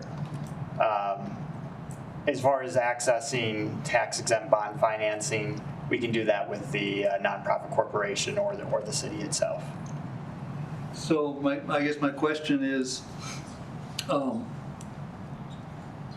if the city council is the board, how does that help bonding versus a structure like Councilman Lester proposed, where it's maybe half council and half this? I think it'd be a great story of the stakeholders that have been promoting this all along, the Downtown Association, CVB, et cetera. So help me understand that. One thing prospective bondholders don't want to get into a situation of is they don't want to see construction risk, construction delays. So if there were ever any sort of disagreement between the city council and the nonprofit board that ended up delaying things, that would be a negative mark in a bondholder's perspective. And as Mr. Melman mentioned earlier, these these bylaws can be amended. They're just amended with a majority vote of the directors. And so a majority vote of the directors at any time, whether it's after completion of the project where there is no more construction risk, or if there's reason at any time during construction period, majority votes to increase the board of directors or change the membership, they can do so. Can you give me an example of what a construction risk would be where, again, let's say that Mr. Lester's idea for a board was in place. Can you give me an example? Yeah, absolutely. So with respect to Mr. Lester's proposal, so I believe it's 5 members of the city council, the mayor, that's for 6, and then some community members to make up a total board composition of 9. I think I got it right. Yeah. 6 and 4 is. Yeah, most recent, yeah. 6 and 3. 6 and 3. 6 and 3. Okay. Most recently. Okay, thank you. And so you numerically, you could have a situation where the nonprofit board, by a vote of, call it 6 to 3, wants to go with the green lights, and they're willing to spend the extra $100,000 to do that. But the city council doesn't want to do that. 7 to 3, the 3 being the 3 that want to do that, and the 7 saying, no, we don't want to add any more costs. We're fine with white lights. And then you have a disagreement between those 2 parties. And that's the type of kind of uncertainty and construction risk that he's talking about. So this is my advice. I think having a community-based board of directors for the nonprofit is a really good idea. It gets skin in the game from the community. But I think the appropriate time to do that is after construction, and it's time to start running this thing to decrease the slim chance of disagreement between the board and the city council as to how to pursue and prosecute this project to completion. There needs to be 100% alignment. And so keeping the city council as the board of directors for the duration of for construction until this thing's ready to open, and then making the change to a more community-based nonprofit to operate it, that is, if that is something that the city council is interested in, then that's the way I suggest doing it. But keeping that 100% alignment on construction, which is the riskiest time for any project, is why you're putting the thing up, I think that's a really good idea. So, that's just me editorializing, but that is my advice to the city council. I think it reduces risk in the largest measure available. Of all the ways that you can put this together, this is the way to do that both serves that community process, but ensures that unity of interest during the riskiest phase of the entire project. Is there any way for us to include language into this that would indicate that at construction completion, the board's going to be reformulated? Or I don't know how that would. I would suggest, open to your comments here, but after the board is formed, that board could pass a resolution stating their intent. Yeah, that's the way I would handle that. Councilman Allers, then Councilman Campeter, then Councilwoman Allen. Thank you very much, and to Ryan and Mr. Spikerman. I think at the admin meeting, it could have been somebody from maybe Luke or somebody from JC Rep. I think we kind of breached that a little bit about what bondholders and the people we sell to would like some assurances that the people that during construction, that since we all have the skin in the game, it's a easier frame of mind. They know that they don't have a rogue board there, and they would like to see that's easier to issue, knowing that they have the full backing of the 10 of us, knowing that we're on it. And then also that I think was discussed too, maybe it was thing I said afterwards that, and then Mike came up with the same thing I think we talked about too, is after the completion of setting up a stakeholder board of directors. So I think Mike and I were kind of on the same wavelength on that, but I told him my opinion was after the completion is done, that would be probably a wise thing for us to do it, and that's during the, we can assert what you said, a resolution in there that would be the makeup, because we are elected every 2 years. So after this thing is completed, it might be worthy to have people that will be around for the long term on it. Thank you. Councilman Campeter. Yeah, I guess kind of going along with that. We've heard it twice, admin, we heard it once, would be 3 times. The reason why there needs to be a non-for-profit and what the best reason is to have it for the city during construction. I'm not sure if we're asking the same question to hear it again, so with this, the residents of Jeff City can hear that, hey, we're asking the question, or if we're just not paying attention. But I know that it's the 3rd time I've heard it in the last, when was the admin meeting? 2 weeks, last week? Last week. Whatever it was. So in a week or 2, we've heard it 3 times. So I'm not sure why we keep asking it and continue. If you want to say no, just vote no. We don't need to keep hearing it though for the 4th time. Councilwoman Allen. From my perspective, first of all, I'm not the expert or great city councilor, Mr. Ballman, and you and J.C. Rep, these are the people that have the expertise. So I trust that what you're saying is correct and that we should follow it. In addition, just to be clear, I won't cede my seat on that nonprofit while it's being built. There's no way I would give that up, because we have to make sure we are doing our fiduciary duty, and that is our responsibility. So I'm just on the record, I won't give that up. Councilman Oswald. Mr. Mayor, I'd like to call the question. I'll second it. All right, we've got a motion and a second to call the question. Do a roll call vote. Allen? Aye. Hazelton? Aye. Joe? Aye. Campeter? Aye. Lester? Aye. Michael? Aye. Neely? Aye. Thomas? Aye. Young? Aye. Allers? Aye. Motion passes. All right, you've got resolution 2025-36 in front of you for a roll call vote. Hazelton? Aye. Joe? No. Campeter? Aye. Lester? Aye. Michael? Aye. Neely? No. Thomas? No. Young? Aye. Allers? Aye. Allen? Aye. 7-3, resolution is adopted. All right, resolution 2025-37. A resolution authorizing the city administrator to close the parking garage located at 201 Madison Street.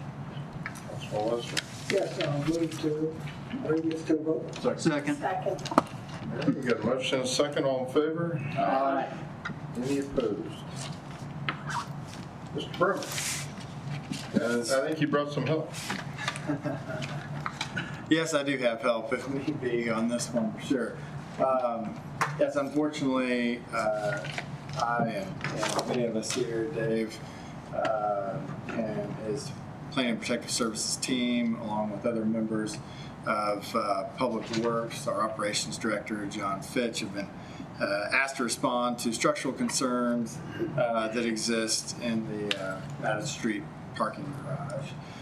This is not a total shocker, as we're all aware that the demolition of this parking garage is impending. We were hoping that the garage would last us through the holiday season, right up to where we could be demolished and flow right into construction. But, when we were asked to respond to structural concerns, Dave and I and others went up and took a look at the concerns. They were obviously valid. We compared photographs. I know Dave looked back at photographs taken earlier this year and in 2023 when there was an inspection done by structural engineers, a detailed structural inspection that recommended millions, the tune of $12.5 million or so, to rehab the existing garage back in 2023. So, long story short, we engaged another structural engineer to get another opinion on the existing condition, and those structural engineers took a look at it. Allstate consultants came in, took a look at it, and recommended that sections of the current garage be shut down. And unfortunately, most there's 3 sections that they detailed that could remain open. Unfortunately, that is not a large portion of the garage. It's to the tune of about 150 spaces left remaining that we can utilize. So with that, I'm here today to answer any questions. I know we've engaged our parking operator, PCI, and as far as current monthly parkers and displacing those folks and where they can go, we're working through that plan and believe we have enough parking in the existing sections that can remain open, along with areas of street parking and a park adjacent we'll call it at grade level parking next to the existing garage that can be utilized to for those existing monthly parkers. So at least we can accommodate our permittees. So with that, can you answer any questions? Sure. Councilman Mealy? So I heard that potentially there would be a new kind of engineering study upcoming that would determine the viability of keeping what's currently open. Is that something that the city's considered, or would that just remain open until demolition begins?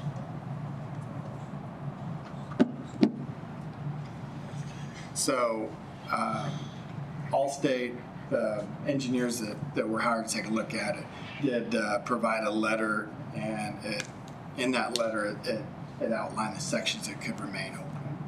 Okay, so we don't need any further review. We know what we can keep open based on their assessment, and that would, you anticipate, I'm not saying if something else comes up, but right now you anticipate that would remain open until. Correct. Well, we have up there, we have, because we're provided that letter, we have,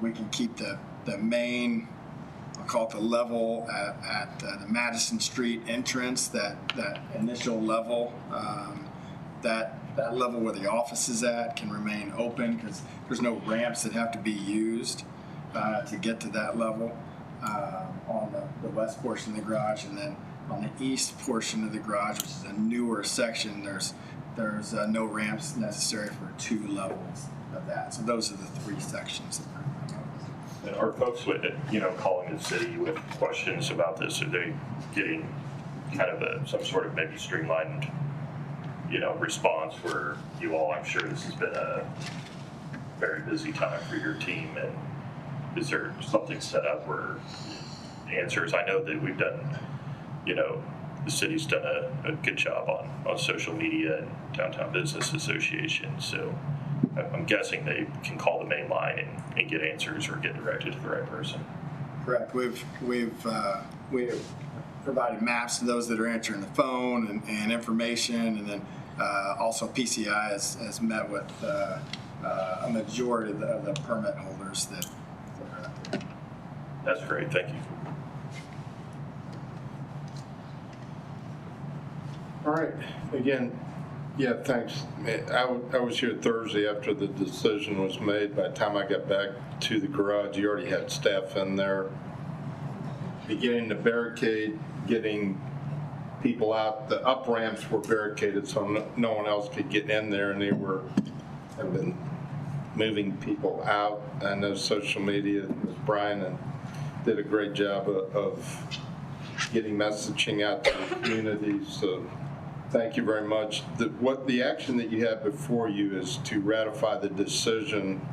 Our professional staff made the temporary decision to close those sections, but council has the final say, so that's what this resolution does. It essentially puts into permanent place the emergency actions taken last Thursday. So you've got resolution 2025-37 in front of you for roll call vote. Mayor, hold up one second.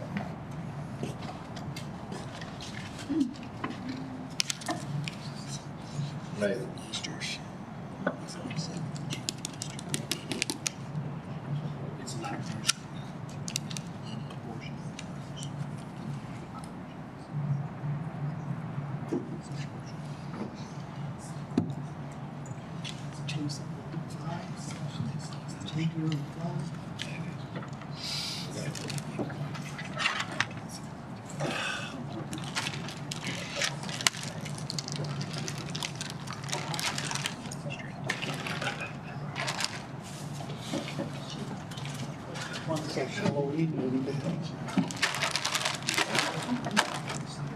Anticipating stressful times.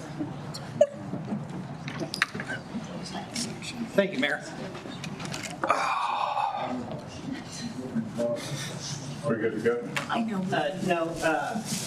So this resolution is a little bit more limited than I think what we're comfortable doing. So there is a small portion on the Madison Street exit in the western portion that is still able to be utilized. So my suggestion, you take a look at the resolution in the call to action. The last sentence, should the emergency evaluation permit the eastern portion of the garage to safely continue operations, the city administrator is authorized to continue operations in such portion. The suggestion to continue operations in the western portion, the limited amount that we can use, that sentence be amended to, should the emergency evaluation permit any portion of the garage to be safely continue operations, the city administrator is authorized to continue operations in such portions.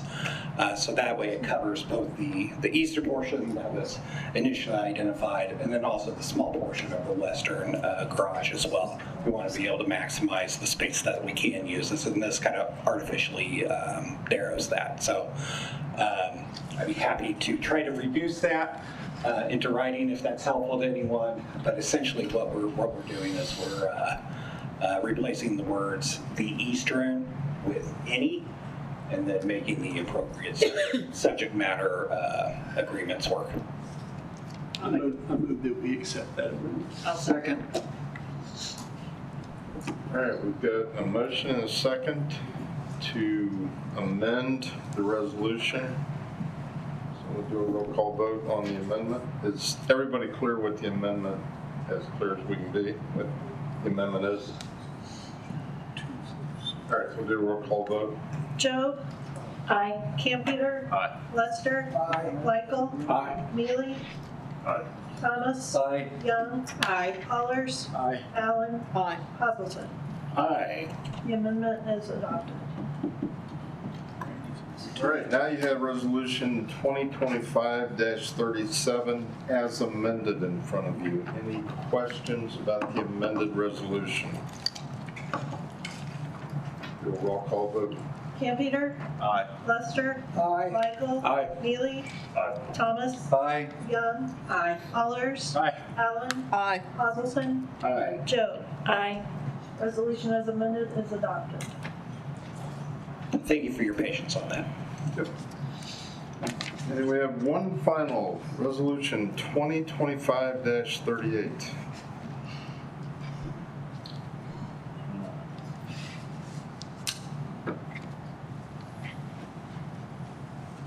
A resolution authorizing the city administrator to apply for the tax credit for contribution program from the Missouri Development Finance Board.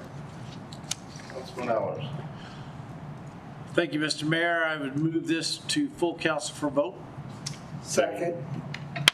All right, all in favor? Aye. Any opposed? Mr. Ballman. Thank you. So this resolution would authorize the city administrator to apply to the Missouri Development Finance Board for $4 million in tax credits under their contribution tax credit program.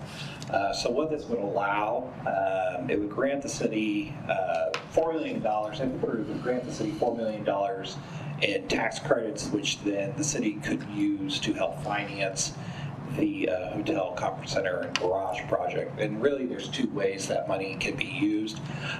So, of course, the city, as a governmental entity, does not have a tax bill.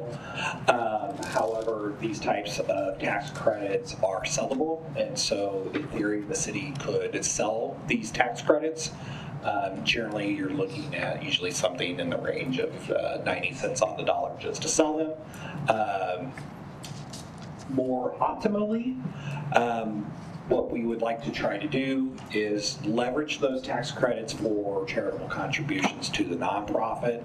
And so essentially, the way the program would work is that if someone were to make a contribution to the project to the nonprofit, then the city would be able to then issue the tax credit to that donor, which would then essentially double the value of the tax credit. So, best case scenario, we would be looking at an additional $8 million to use toward the project if we were able to fully leverage the tax credits for charitable contributions. So this is a program that's run by the Missouri Development Finance Board. Has been used in a couple of different projects here in Jefferson City, probably most famously and recently the United Soccer Complex project also used this program as well. But in this situation, the city would be the applicant. This resolution would authorize such application. Be happy to answer any questions. Councilman Thomas. So, speaking of worst case scenarios, let's say that we don't successfully sell these and we're 4 million shy of a full load. Where does that fit into the picture? And again, I'm looking out for our taxpayers to make sure that we don't have the city doesn't suddenly have to come up with 4 million.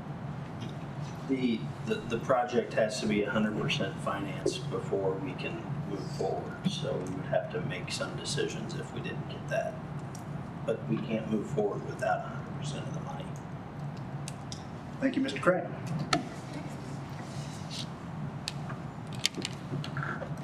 All right, we have resolution 2025-38 in front of you for roll call vote. Lester? Aye. Michael? Aye. Ely? Aye. Thomas? Aye. Young? Aye. Allers? Aye. Allen? Aye. Hazelton? Aye. Job? No. Campeter? Aye. 9-1, resolution is adopted. All right, takes us to item 15, new business, none.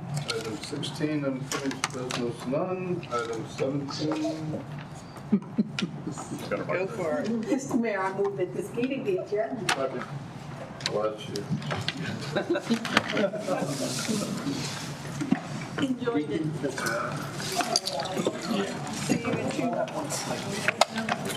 That's only for the closed session. Yeah, thanks for coming, Mike. Good to see you.